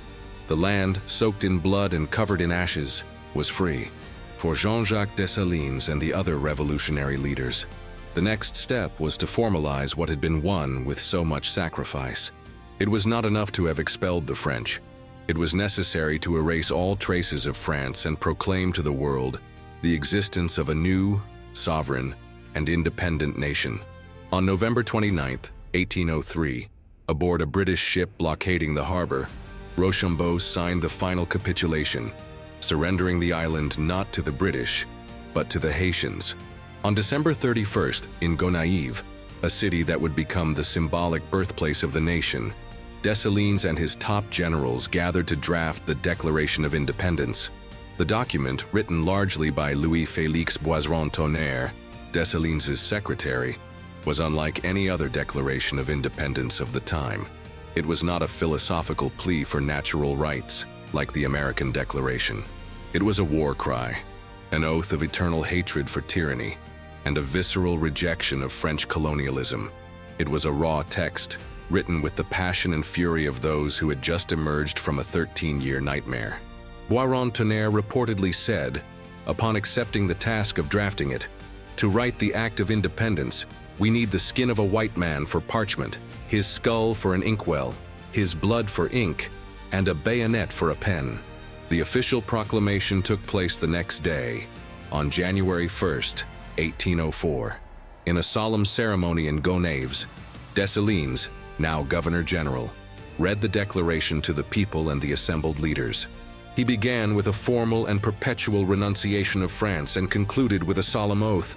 "Let us swear to the entire universe, to posterity, to ourselves, to renounce France forever, and to die rather than live under its dominion, to fight to the last breath for the independence of our country." After the reading, the generals present, including Henri Christophe and Alexandre Pétion, signed the document, pledging their lives to the new nation. One of the most significant acts of that day was the choice of the new country's name. Dessalines rejected the colonial name Saint-Domingue, which carried the weight of French oppression. Instead, he chose Haiti, Haiti, the word that the indigenous Taino inhabitants, exterminated by the Spanish colonizers centuries before, had used to describe the island, meaning land of high mountains. The choice was a powerful act of decolonization. It was an attempt to connect with a pre-colonial history, to erase the European heritage, and to assert an authentically Caribbean and independent identity. The birth of Haiti was an event of global importance. It was the first nation to emerge from a successful slave revolt. It was the world's first black republic, and the second independent country in the Americas, after the United States. The Haitian Revolution took the ideals of the French Revolution, liberty, equality, fraternity, to their logical conclusion, something the French themselves had not dared to do. They not only declared that all men were free, they made it a reality through the force of arms, creating a nation where slavery was constitutionally and forever forbidden. The cry of independence of 1804 was a direct affront to the world order of the time, an order built on slavery and white supremacy. For the enslaved throughout the New World, Haiti became a beacon of hope. For the slave-holding powers, it became a nightmare, a specter that would haunt their policies for generations. The celebration of Haiti's independence was followed by one of its darkest and most controversial chapters, the 1804 massacre of the remaining French white population. This event, ordered directly by Jean-Jacques Dessalines, was a bloody purge that solidified Haiti's break with its colonial past, but also stained the young nation's image in the eyes of the world, and generated debates that persist to this day. After Rochambeau's departure, several thousand French civilians remained on the island. They were merchants, artisans, plantation owners who had not fled, and their families. Initially, Dessalines guaranteed their protection, declaring that they would be treated as citizens. However, his view quickly hardened. For him, the presence of any group of French whites on Haitian soil was a latent threat, a fifth column that could, in the future, collaborate with a new French invasion attempt to re-establish slavery. He deeply distrusted any possibility of reconciliation, seeing the relationship between former master and former slave as irredeemably poisoned by a history of brutality. Dessalines saw the massacre as a necessary act of state, a bitter medicine to ensure national security. He reportedly said, "For our Declaration of Independence, we should have the skin of a white man for parchment." The logic was brutal. The only way to ensure slavery never returned was to physically eliminate those who had imposed it, and who, in his view, would always desire its return. The order was given in February 1804, Squads of Haitian soldiers, under Dessalines' direct command, went from town to town, systematically executing the French population. The massacre was methodical and relentless. White men were the first targets, usually killed by bayonet or machete to save ammunition. Then, women and children, with few exceptions, met the same fate. The scenes were of absolute horror, with reports of mass executions in public squares. Dessalines himself traveled the country to personally oversee the operation, ensuring his orders were carried out without hesitation. It is important to note that the massacre was not indiscriminate against all whites. Dessalines explicitly spared some groups, doctors and priests for their necessary skills, a small group of Poles who had deserted from Napoleon's army to fight alongside the Haitians, German colonists living in an isolated community, and American and British citizens, as Dessalines wanted to maintain trade relations with their nations. The target was specifically the French, the former colonizer. It is estimated that between 3,000 and 5,000 people were killed during the months the purge lasted. On April 22, 1804, Dessalines officially declared the end of the massacre, announcing that he had avenged America. The Haitian Constitution of 1805 would reflect this policy legally, permanently prohibiting any white man, with the exception of the spared groups, from owning land or becoming a Haitian citizen. The 1804 massacre had profound and lasting consequences. Internally, it consolidated Dessalines' power and created a Haitian national identity based on a strong opposition to whiteness and colonialism. Externally, it was a public relations disaster. European powers and the United States used the event to paint Haiti as a nation of savage barbarians, justifying its diplomatic and commercial isolation for decades. The massacre became proof, for the slave-holding world, of what would happen if slaves were freed. For Haitians, however, it was seen by many as the final and necessary act of decolonization, the amputation of a gangrenous limb to save the body of the nation. It was the terrible price Dessalines decided to pay for the security of a freedom won at an unimaginable cost. With independence declared and internal enemies eliminated, Jean-Jacques Dessalines found himself the absolute master of Haiti. The newborn nation needed a government, and Dessalines, a man who understood power in its most direct and autocratic terms, quickly consolidated his authority. He had led the army to victory, and now he would lead the nation in peace, not as a Republican president, but as a monarchical figure, mirroring the grandeur and authority he saw as necessary to forge a strong and unified national identity. Initially, he ruled as Governor-General for life, a title inherited from Toussaint Louverture. However, in 1804, Napoleon Bonaparte crowned himself Emperor of France. The act did not go unnoticed by Dessalines. In a gesture that was both an imitation of and a direct challenge to his former adversary, Dessalines decided that Haiti too would be an empire. He believed the title of emperor would confer upon him the stature and legitimacy needed to deal with European powers on equal footing, and that the pomp of a monarchy would inspire respect and unity among his own people, many of whom came from African kingdoms with their own monarchical traditions. In September 1804, he proclaimed himself Emperor of Haiti, and on October 8, 1805, he was formally crowned as Jacques I in a sumptuous ceremony in Cap Français. The coronation was a spectacular event, designed to impress. He wore a crimson velvet robe and a crown, and the ceremony followed the protocol of European coronations, but with a distinctly Haitian identity. The Empire of Haiti, however, was an absolutist and militaristic monarchy. The Imperial Constitution of 1805, drafted under his direction, formalized his power. It named him Emperor for life with the right to appoint his successor. The Constitution also contained articles that were radical for the time.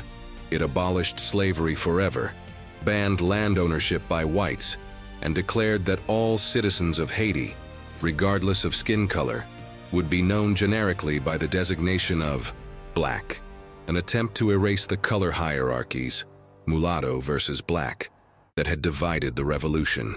As emperor, Dessalines faced the same economic challenges as Toussaint. To rebuild the economy, he maintained and intensified his predecessor's agrarian policy. He declared that all land that had previously belonged to the French colonists was now the property of the state. He kept the fermage system, forced labor on the large plantations, believing it was the only way to generate export revenue for the country. This policy, however, generated deep discontent. The mass of the population, the soldiers who had fought for freedom, expected to receive their own land. Instead, they found themselves once again forced to work in harsh conditions on the same plantations where they had been enslaved, though now for the benefit of the state and its new military elite. Dessalines' administration became increasingly authoritarian. He ruled with an iron fist, demanding absolute loyalty and punishing corruption and disobedience with severity. His land policy alienated the rural population, and his autocratic style of government began to create fissures within his own elite. High-ranking officers, both black and mixed race, who had fought by his side, began to resent his absolute power and fear his tyranny. The mixed-race elite of the South, in particular, led by figures like Alexandre Pétion, felt marginalized and threatened by his policies. The man who had united the nation to expel the French now found himself increasingly isolated. The Empire of Haiti, born from the glory of independence, would be short-lived. The reign of Emperor Jacques I, forged in the fire of war, would end, like so many other things in those turbulent times, in conspiracy and violence. The birth of Haiti as an independent and sovereign nation was not celebrated by the international community. On the contrary, it was met with a hostile silence and deliberate isolation. The powers of the Atlantic, Great Britain, Spain, Portugal, and most notably the United States, were all slave-holding empires or nations whose economies were intrinsically dependent on slavery. The existence of a black republic, forged in the only successful slave revolt in history, was an existential threat to their social and economic order. This collective fear became known as Haitianism, the dread that the Haitian example could inspire slave insurrections in their own lands. As a result, Haiti was treated as an international pariah, subjected to a diplomatic and commercial embargo that would suffocate it for decades. France, the former metropole, naturally refused to recognize the independence of its lost colony. For the restored monarchy and the French elite, Haiti was not a nation, but a rebellious property. France would maintain a hostile stance, which would culminate in the disastrous independence debt imposed in 1825. But for the time being, its non-recognition meant that the threat of a new invasion constantly loomed over the young nation. The position of the United States was particularly hypocritical and damaging. The nation that had won its own independence from European tyranny less than 30 years earlier now refused to recognize a people who had done the same. The southern states, whose plantation economy was a dark mirror of pre-revolutionary Saint-Domingue, were terrified. Southern politicians saw Haiti as a bad example and feared that contact with Haitian sailors and merchants could spread ideas of freedom among their own enslaved population.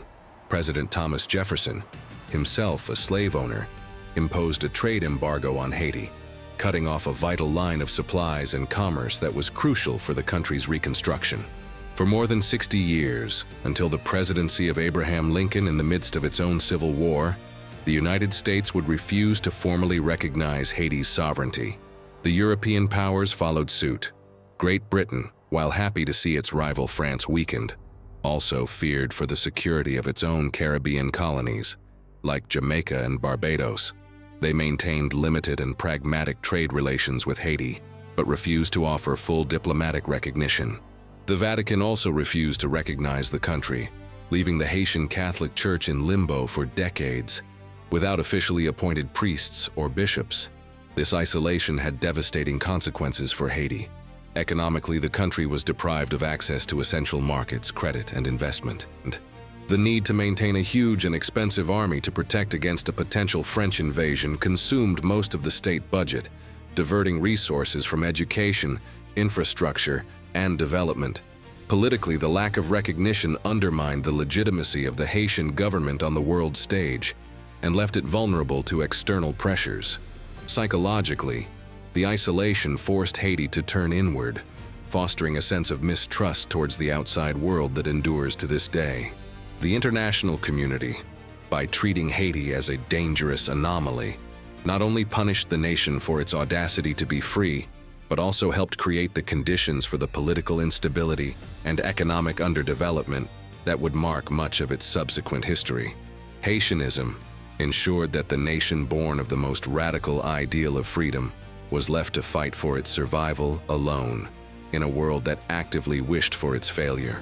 The reign of Emperor Jacques III, which began with the promise of unity and strength, ended abruptly in violence and betrayal on October 17, 1806. The assassination of Jean-Jacques Dessalines, the founding father of the nation, was a cataclysmic event that plunged Haiti into its first major post-independence crisis, fracturing the country and exposing the deep divisions that the euphoria of victory had temporarily masked. The reasons for the conspiracy against Dessalines were complex, a mixture of political, economic, and class-based resentments. His authoritarian agrarian policy, which kept the population as forced laborers on state plantations, had alienated the mass of peasants and soldiers who had fought for land and freedom. They felt betrayed, seeing the new black military elite as simply replacing the old white masters. However, the final blow came from the very elite he had helped create. The conspiracy was led by his closest generals, figures who had fought by his side against the French. The two main architects of the plot were Alexandre Pétion, the leader of the mixed-race faction from the south and west, and Henri Christophe, the powerful black general who controlled the north. Pétion and the mixed-race elite felt particularly threatened. They were landowners and viewed Dessalines' policy of nationalizing all former French properties with alarm. There was also a strong element of colorism. The mixed-race elite, often more educated and lighter-skinned, resented the domineering rule of an illiterate former slave, whom they considered a tyrant. Christophe, on the other hand, though also a former slave and a black leader, had his own ambitions for power and saw Dessalines as an obstacle. He resented the emperor's centralizing style of government and coveted supreme command. The conspiracy united these disgruntled factions. The plan was sealed when Dessalines announced his intention to march south to the city of Port-au-Prince, then called Port Républicain, to crush the growing opposition led by Pétion. It was the opportunity the conspirators had been waiting for. On October 17, 1806, the emperor and his small escort were on their way to the capital when they were ambushed at Pont Rouge, Red Bridge, on the outskirts of the city. The exact details of the assassination are disputed, but the result was brutal. Dessalines was shot from his horse and then attacked by a mob of soldiers. His body was shot, stabbed, and dismembered with savage fury. The mortal remains of the man who had liberated the nation were left unburied in the street, a shocking and humiliating end for the father of the fatherland. The news of his death did not bring the unity that some conspirators might have hoped for. Instead, it triggered an immediate power struggle between the two main remaining leaders, Christophe and Pétion. The alliance of convenience that had united them against Dessalines instantly dissolved. Each represented distinct regional and class interests. Christophe, in the north, advocated for a strong, centralized government with an economy based on large plantations. Pétion, in the south and west, was supported by the mixed-race elite and advocated for a republic with a policy of distributing land into small holdings. Their rivalry proved irreconcilable. The assassination of Dessalines was more than the death of a man. It was the death of the dream of a unified Haiti under a single command. The nation, barely out of a devastating war against an external enemy, now turned on itself. The fracture that opened at Pont Rouge would divide Haiti into two separate states for more than a decade, initiating a cycle of political instability and civil war that would leave deep scars on the country's development. The assassination of Dessalines in 1806 did not resolve the power crisis. It only deepened it, splitting the young Haitian nation in two. The fragile alliance between generals Henri Christophe and Alexandre Pétion, forged to overthrow the emperor, disintegrated into open hostility, giving rise to a civil war and the creation of two distinct Haitian states, each with its own ideology, social structure, and economic model. For more than a decade, Haiti existed as a divided nation, with an authoritarian kingdom in the north and an oligarchic republic in the south and west. In the north, Henri Christophe, a former slave of English Caribbean origin, a waiter, and a brilliant general, consolidated his power.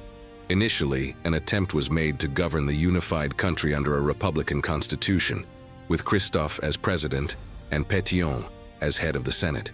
However, the constitution, drafted by Pétion's faction, severely limited the powers of the executive, something the authoritarian Christophe found unacceptable. The power struggle escalated into armed conflict. Unable to subdue the South, Christophe retreated to his northern stronghold and, in 1807, established the state of Haiti. In 1811, following in the footsteps of Dessalines and Napoleon, he declared himself King Henri I, establishing a full hereditary monarchy, complete with a nobility, coats of arms, palaces, and a royal court. The Kingdom of Haiti under Henri I was a remarkable experiment in nation-building. It was an absolutist and rigidly organized regime. Economically, Christophe believed that prosperity and international respect could only be achieved through a strong export economy based on large plantations. He maintained the fermage system of Toussaint and Dessalines, forcing the population to work on the sugar and coffee plantations. Although the labor was hard and the discipline military, the workers received a larger share of the profits than before and had access to medical care and education. Christophe used the revenue generated by this system to build schools, roads, and an efficient public administration. His reign was marked by a grandiose architectural ambition, designed to show the world the capability and sophistication of black civilization. In contrast, in the South and West, Alexandre Pétion, a mixed-race French-educated war veteran, established the Republic of Haiti, with its capital in Port-au-Prince.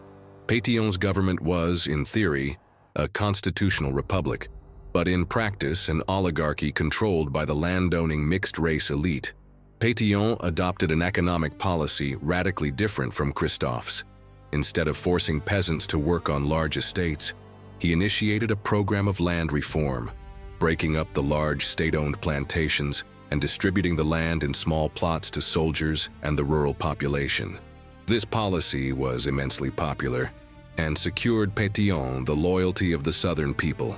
However, it had disastrous long-term economic consequences. Haitian agriculture transformed into a subsistence economy.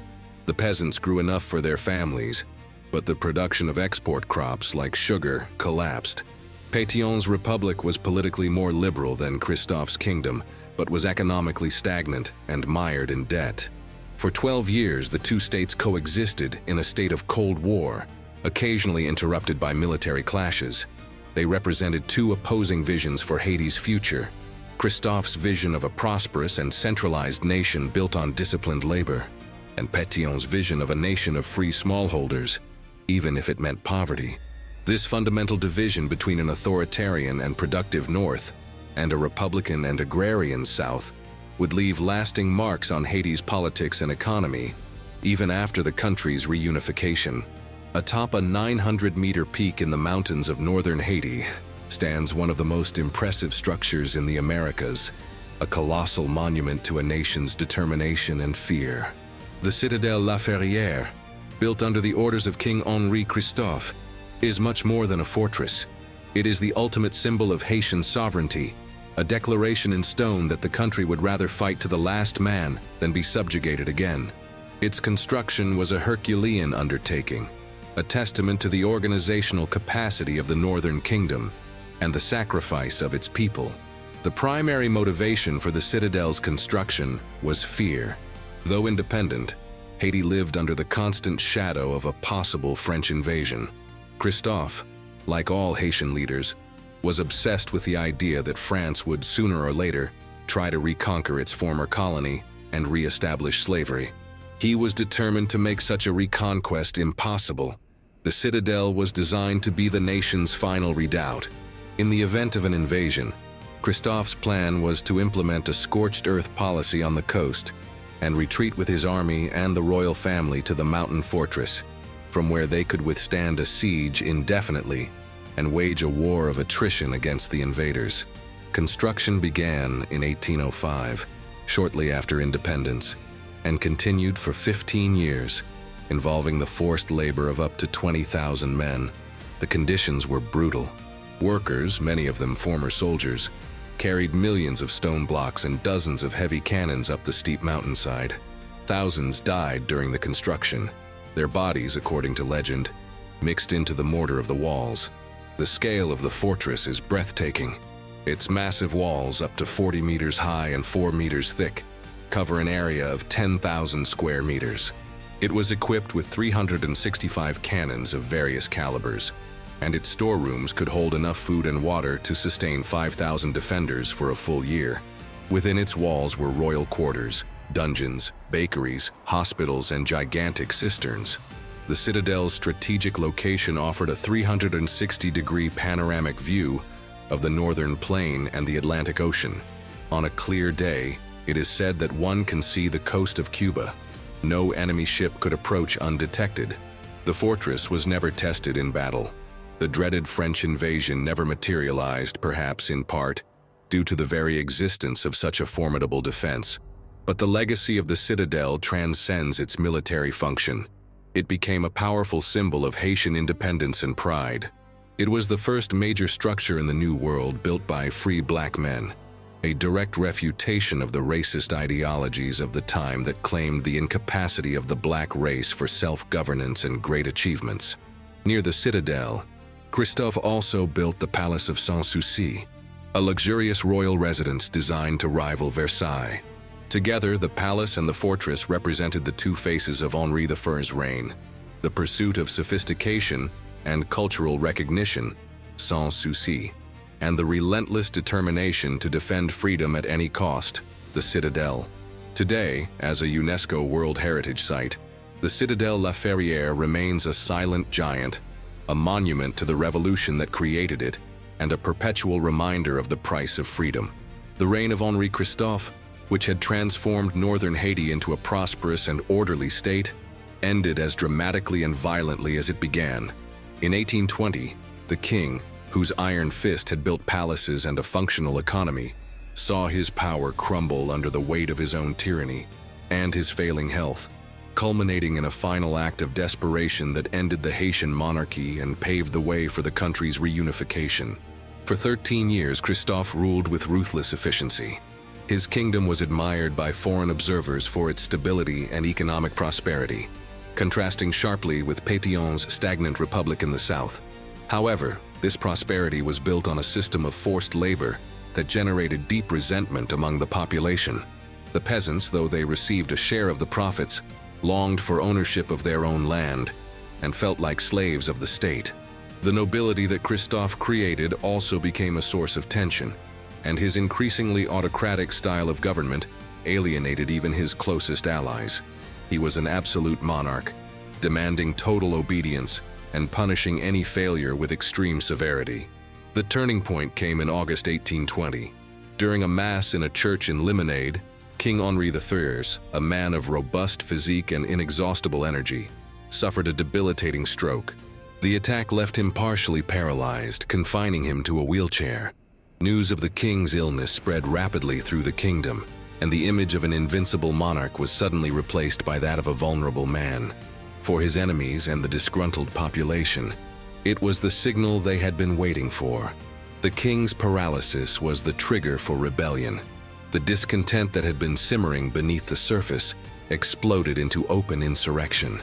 Military garrisons, tired of his harsh discipline, began to mutiny. Rebel leaders in the south, now under the command of Jean-Pierre Boyer, who had succeeded Pétion after his death in 1818, saw the opportunity to unify the country and began to march north. Christophe, from his bed in the Palace of Sans-Souci, tried desperately to maintain control. He ordered his royal guard to suppress the mutinies, but the loyalty of his troops was disintegrating. Realizing that his reign was over, and that he was about to fall into the hands of his rebel enemies, Christophe made a final, dramatic decision. On October 8, 1820, he bid farewell to his family, dressed in his formal military uniform, and retired to his chambers. There, alone, he took his own life. The legend, though likely apocryphal, says he killed himself with a silver bullet, the only thing that could kill a man of his stature. His death left an immediate power vacuum in the north. His son and heir was assassinated by the rebels days later. With the collapse of the monarchy, The southern forces, led by Boyer, marched into Cap Haitien, formerly Cap Français, and were met with no resistance. On October 26, 1820, Jean-Pierre Boyer entered the city in triumph, unifying Haiti into a single state for the first time since the assassination of Dessalines. The tragic end of Henri Christophe marked the end of an era. His kingdom, though authoritarian, represented a period of remarkable stability, prosperity, and ambition for Haiti. However, his suicide and the subsequent reunification under the Southern Republic also solidified the model of small agrarian properties as the country's economic future, a model that, while popular, would prove unsustainable for the nation's long-term development. In 1825, Haiti, now unified under the presidency of Jean-Pierre Boyer, faced its greatest diplomatic and economic challenge since independence. France, the former colonial power, finally offered to formally recognize Haitian sovereignty, something the country had longed for over 2 decades. However, the price for this recognition would be a crushing indemnity, an independence debt that would chain the Haitian nation to a cycle of debt and underdevelopment for more than a century. It was one of the most cynical and predatory acts in the history of colonialism. Since 1804, Haiti had lived under the threat of a new French invasion. To protect itself, the country maintained a large and expensive army, consuming vital resources. Boyer, like his predecessors, knew that Haiti's long-term security and prosperity depended on diplomatic recognition, especially from France, which could legitimize its existence and open doors for international trade and investment. France, for its part, was under pressure from its former colonists of Saint-Domingue, who had lost their property, their lands, and their slaves during the Revolution. This powerful lobby demanded that the French government compensate them for their losses. King Charles II, a conservative monarch, saw an opportunity to solve this domestic problem and, at the same time, reassert French power in the Caribbean. In 1825, he sent a fleet of 14 warships to the coast of Port-au-Prince. It was not a diplomatic mission, but an act of gunboat diplomacy. The French envoy, Baron de Macau, presented Boyer with a brutal ultimatum. Either Haiti agreed to pay France an indemnity of 150 million gold francs, an astronomical sum estimated at 10 times the country's annual revenue at the time, and grant France preferential trade tariffs, or it would face a military invasion and a total economic blockade. Boyer was placed in an impossible position. With French cannons aimed at his capital and no international allies to support him, armed resistance seemed suicidal. He believed that paying the debt, however unjust, was the only way to ensure peace, recognition, and the nation's survival. He capitulated. The agreement was devastating. The sum of 150 million francs was calculated to compensate the French colonists for the loss of their properties, including the very human beings who now governed the country. In a perverse inversion of justice, the former slaves were forced to pay for their own freedom. To make the first payment, the Haitian government was forced to take a loan from a French bank, immediately beginning a cycle of external debt with exorbitant interest rates. The financial burden on Haiti was crushing. For decades, the majority of the Haitian government's revenue was diverted to paying the debt to France. Taxes were raised, and investments in education, health, and infrastructure were canceled. The country was forced to export its raw materials at low prices to generate the hard currency needed for the payments. The debt was later reduced to 90 million francs in 1838, but the damage was already done. It took Haiti 122 years, until 1947, to fully pay off the debt and its interest. The impact was profound and lasting. The independence debt strangled the Haitian economy in its cradle.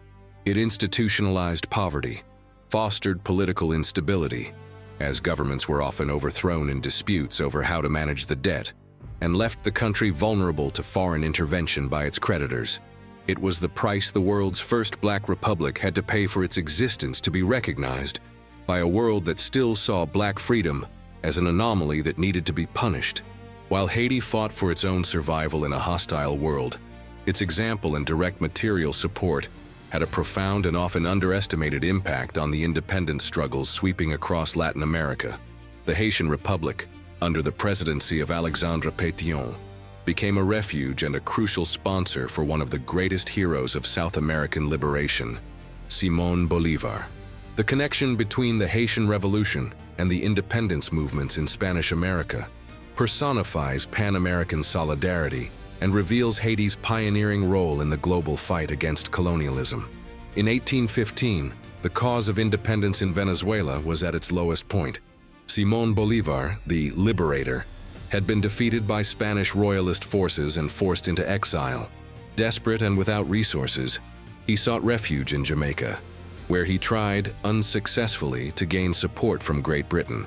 It was then that he turned to the only independent nation in the region that intimately understood the struggle against European power, Haiti.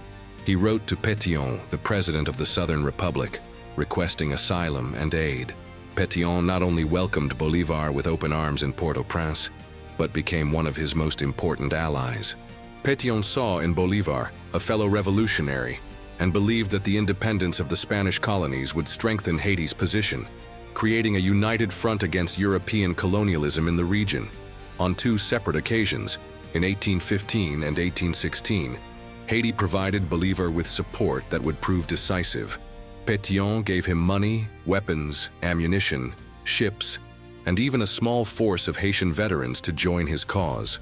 However, Pétion's support came with a crucial condition, a demand that reflected the fundamental principle of the Haitian Revolution.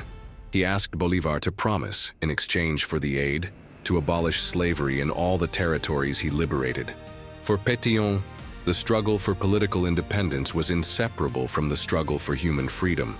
Bolívar, though from a class of slave-owning aristocrats, agreed to the condition.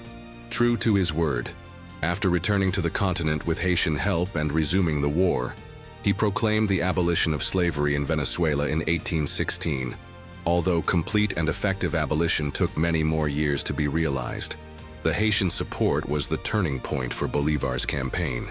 The expedition launched from Haiti allowed him to establish a base in Venezuela and eventually go on to liberate Colombia, Ecuador, Peru, and Bolivia from Spanish rule. Bolívar himself acknowledged his debt to Haiti. In a letter to Pétion, he wrote, "Your Excellency is the author of our liberty. May God grant that I may one day shake your hand and prove to you all my gratitude." Unfortunately, this gratitude did not translate into political recognition. Later, when Bolívar convened the Congress of Panama in 1826 to create a confederation of American nations, he bowed to pressure from the United States and other powers, and did not invite Haiti. The fear of Haitianism and racial prejudice spoke louder than gratitude. Despite this later slight, Haiti's role as a sanctuary and sponsor of Latin American liberation is undeniable. The small and isolated Caribbean nation, born from the struggle for the freedom of the enslaved, extended a hand to other revolutionaries, exporting not terror, as its enemies feared, but the ideal of universal freedom, insisting that a nation's independence was incomplete without the emancipation of all its inhabitants. The history of Haiti, since its independence, has often been framed by an external narrative of failure, chaos, and suffering. This narrative culminated in the creation of a persistent and pernicious myth that Haiti is a cursed country, condemned by its own people, its culture, or even by a supposed pact with the devil. This view, popularized by televangelists and ignorant commentators, is a gross distortion of history, a racist construction that deliberately ignores the systematic external forces that have sabotaged Haiti's development since its birth. Deconstructing this myth is crucial to understanding the nation's true trajectory. The origin of the myth dates back to the revolution itself. The idea that the ceremony at Bois Cayman was a pact with the devil is a hostile and Christocentric reinterpretation of a Vodou ceremony, the syncretic African religion that gave spiritual strength to the revolutionaries. For the colonial powers, it was easier to attribute the Haitian victory to demonic forces than to admit the humanity, agency, and military genius of an enslaved people. It was a way to delegitimize the revolution and contain the spread of its ideas, painting it as a satanic aberration rather than a just struggle for freedom. After independence, this narrative of a curse was fed by every challenge Haiti faced: political instability, Economic underdevelopment and poverty were consistently attributed to inherent flaws in the Haitian people: their culture, their religion, their skin color. This view conveniently erases from history the external factors that were the true causes of these difficulties. International isolation, orchestrated by the slaveholding powers, deprived Haiti of trade and recognition for decades. The constant threat of invasion forced the country to militarize, diverting resources from development. The devastating independence debt imposed by France in 1825 strangled the Haitian economy for 122 years, a burden from which the country has never fully recovered. The debt paid to the former slave masters was Haiti's true economic curse. Furthermore, Haiti's history in the 20th century is marked by foreign interventions that undermined its sovereignty. The United States military occupation from 1915 to 1934 redesigned the Haitian Constitution to allow foreign land ownership, dismantled the army, and installed a political system that served American interests. During the Cold War, the US and other powers supported the brutal dictatorships of François Papa Doc and Jean-Claude Baby Doc Duvalier for decades, simply because they were anti-communist. These dictatorships plundered the country's treasury and terrorized the population with international complicity. The myth of the cursed country serves a clear purpose. It absolves powerful nations of their complicity in creating Haiti's poverty and instability. It is easier to blame the victims than to acknowledge a legacy of exploitation, punishment, and interference that began with colonialism and continued through neocolonialism and geopolitics. The true story of Haiti is not one of a curse, but of extraordinary resilience in the face of relentless opposition.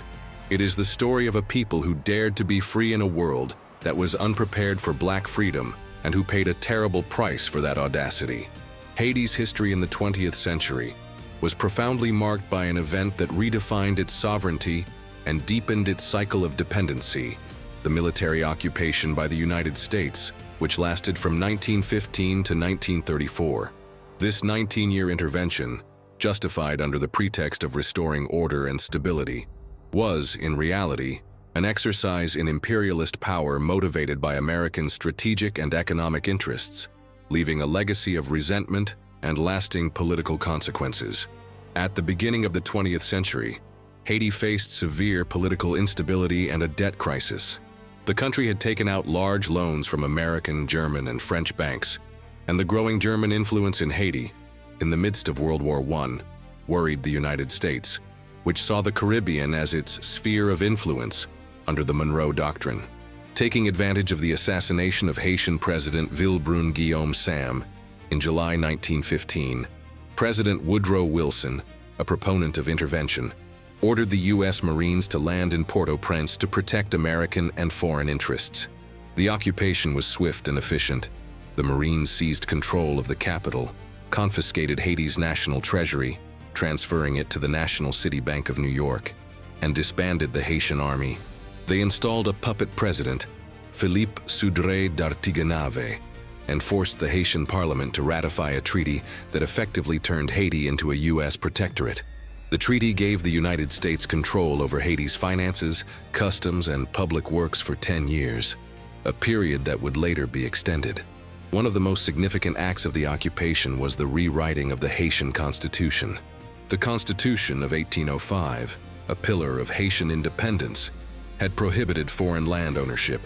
In 1918, under the direction of Franklin D. Roosevelt, then Assistant Secretary of the Navy, a new constitution was drafted, abolishing this prohibition. The measure opened the country to land acquisition by American corporations, such as the Haitian American Sugar Company. Resistance to the occupation was fierce, especially in rural areas. A guerrilla movement known as the Cacos, led by Charlemagne Péralte, fought against the Marines for several years. The American repression was brutal. The Marines reintroduced the system of forced labor, corvée, to build roads, a practice that reminded the Haitian peasants of slavery. The counterinsurgency resulted in the deaths of thousands of Haitians. Charlemagne Péralte was captured and executed in 1919, and a photograph of his body tied to a door was circulated by the Marines to serve as a warning. an image that inadvertently turned him into a national martyr. The occupation also imposed a system of racial segregation. The Marines, mostly whites from the American South, brought with them the racism of the Jim Crow system, treating the Haitian population with contempt and reinforcing the color hierarchy, favoring the mixed-race elite over the black majority. The occupation ended in 1934, partly due to political pressure in the U.S. and Franklin D. Roosevelt's good neighbor policy. However, its legacy was profound. The Americans created a new military force, the Garde d'Haïti, which would become a tool of repression and political instability in the following decades, serving as the foundation for the future Duvalier dictatorship. The infrastructure that was built served mainly to facilitate the export of products to the U.S.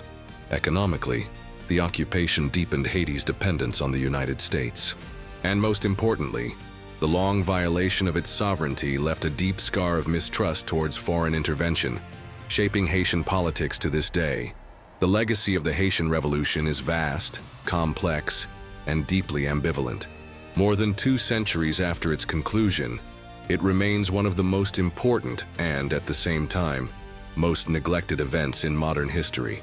It was, simultaneously, an unprecedented triumph of human freedom, and the beginning of a long and painful journey for a nation that has struggled to fully realize the promises of its own founding. The most important and undeniable legacy of the revolution is that of liberation. Haiti holds the unique and glorious title of being the only nation in the world forged in the only successful slave revolt in history. In an era when slavery was the norm, and white supremacy an unchallenged ideology, the revolution was a radical refutation of that order. It proved that the enslaved were not passive property but agents of their own liberation, capable of organization, military strategy, and nation-building. The abolition of slavery, enshrined in the Constitution of 1805, was immediate, universal, and irrevocable, making Haiti the first truly free state in the Americas. This monumental achievement made Haiti a beacon of hope for oppressed peoples worldwide. It inspired slave conspiracies from the United States, like Denmark Vesey's, to Brazil and Cuba. The mere existence of Haiti fueled the nightmares of slave owners and gave fuel to the global abolitionist movement.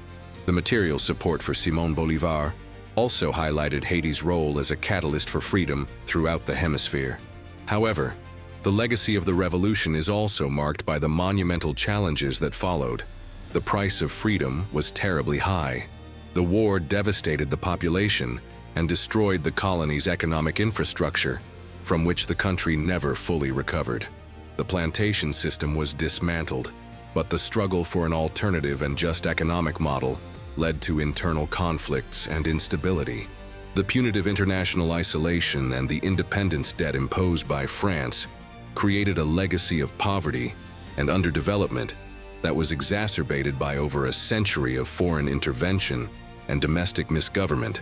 Internally, the revolution left a complex political legacy. The need for a strong army to defend against external threats led to the creation of a militarized state, where power often rested in the hands of generals and strongmen, setting a pattern of authoritarianism and political instability. The color tensions between the mixed-race elite and the black majority, though temporarily overcome in the fight against the French, resurfaced and continued to be a divisive force in Haitian society. Today, Haiti continues to struggle with the ghosts of its own history. Poverty, instability, and vulnerability to natural disasters are often the only images seen by the outside world, overshadowing the story of its glorious founding. Yet the Haitian Revolution remains an enduring testament to the human spirit. It is a reminder that freedom is never given but taken, and that the most radical struggles for justice can arise from the darkest of places. Haiti may be a poor nation in material terms, but it is immensely rich in a history that challenged empires and redefined the meaning of the word freedom. Its complex legacy is not one of failure, but of a continuous and heroic struggle against overwhelming odds. A struggle that began with the first cry for freedom in 1791 and continues to this day. At the heart of Haiti's independence celebration on January 1st lies a tradition that is as much culinary as it is an act of historical memory: eating soup joumou. This hearty and flavorful soup made from squash, pasta, meat, and vegetables is much more than a festive meal. According to a legend deeply rooted in Haitian culture, the soup is the ultimate symbol of hard-won freedom, a delicious refutation of a past of oppression. Although the story is difficult to verify with precise documentary sources, its power as an oral tradition and cultural symbol is undeniable, representing a chapter of history that, while unproven, is lived and celebrated every year. The legend says that during the French colonial period, the cultivation and consumption of soup joumou were a privilege strictly reserved for the white masters. The squash, its main ingredient, was grown by the enslaved, who tended the fields and prepared the meal for their masters, but were strictly forbidden from tasting it. The soup, with its rich color and complex flavor, became a symbol of oppression and exclusion, another of the many daily humiliations that defined life under slavery. It represented the wealth and comfort they created but could not partake in. With the proclamation of independence on January 1, 1804, this prohibition was shattered along with colonial rule. The popular story tells that Marie-Claire Heureuse Félicité, the wife of Jean-Jacques Dessalines, declared that on that first day of freedom, all Haitians should eat the soup that had been denied to them for so long. The act of eating soup joumou on Independence Day thus became the first and most flavorful celebration of freedom. It was an act of affirmation, a way of saying, what was once a symbol of our servitude is now the symbol of our liberation. We are the masters of our own destiny and of our own table. The tradition spread and took root. Every year on January 1st, Haitian families around the world gather to prepare and share soup joumou. The recipe varies from family to family, but the basic ingredients remain. The aroma of the soup simmering slowly has become the smell of freedom itself. It is a tradition that connects generations, where elders pass the story to the younger ones while sharing the meal. To eat the soup is to participate in a ritual of memory, honoring the sacrifices of the ancestors who fought and died so that their descendants could enjoy this simple yet profound pleasure. In 2021, the symbolic power of soup joumou was globally recognized when UNESCO inscribed it on its representative list of the intangible cultural heritage of humanity.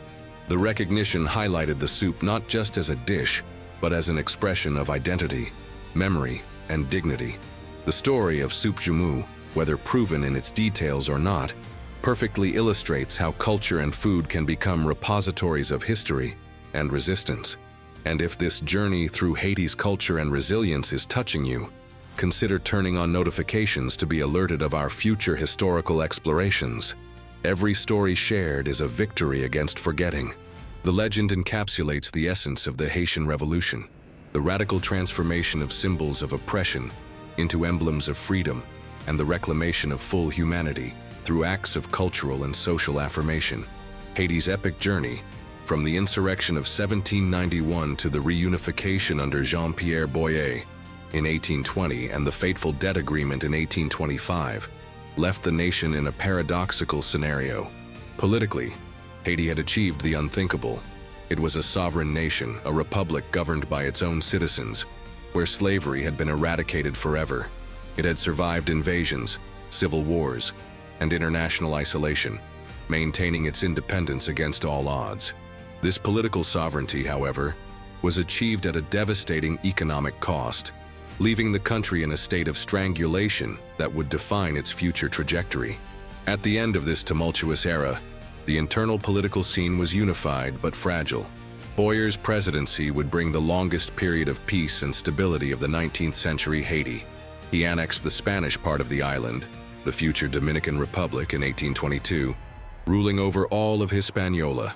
However, his long government was an oligarchic republic that struggled to balance the interests of the elite and the needs of the rural population. Militarism remained a dominant force in politics, and the threat of coups and insurrections, though contained, remained latent. The economic scenario was much bleaker. Pétion's decision to distribute land, consolidated by Boyer, had profound consequences. On one hand, it was a monumental social victory. It gave the rural population what they most desired: autonomy and freedom from the coercion of labor on large plantations. Haiti became a nation of small landowners, an ideal that many peasants in other parts of the world could only dream of. However, this agrarian structure, focused on subsistence farming, led to the almost total collapse of the export economy.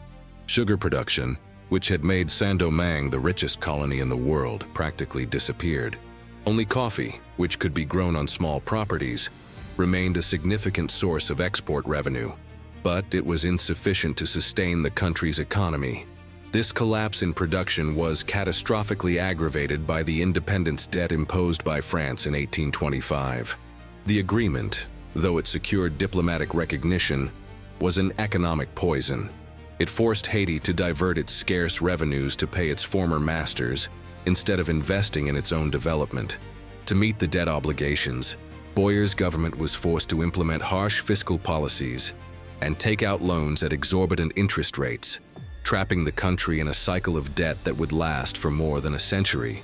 Thus, Haiti emerged from its revolutionary journey politically free but economically chained. The sovereignty won on the battlefield was compromised at the negotiating table.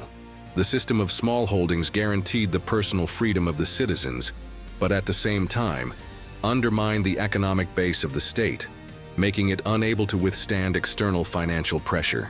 This post-journey scenario of a politically independent but economically dependent and financially strangled nation was not a conclusion, but the starting point for the next 200 years of Haitian history, a story of a continuous struggle for true sovereignty, both political and economic.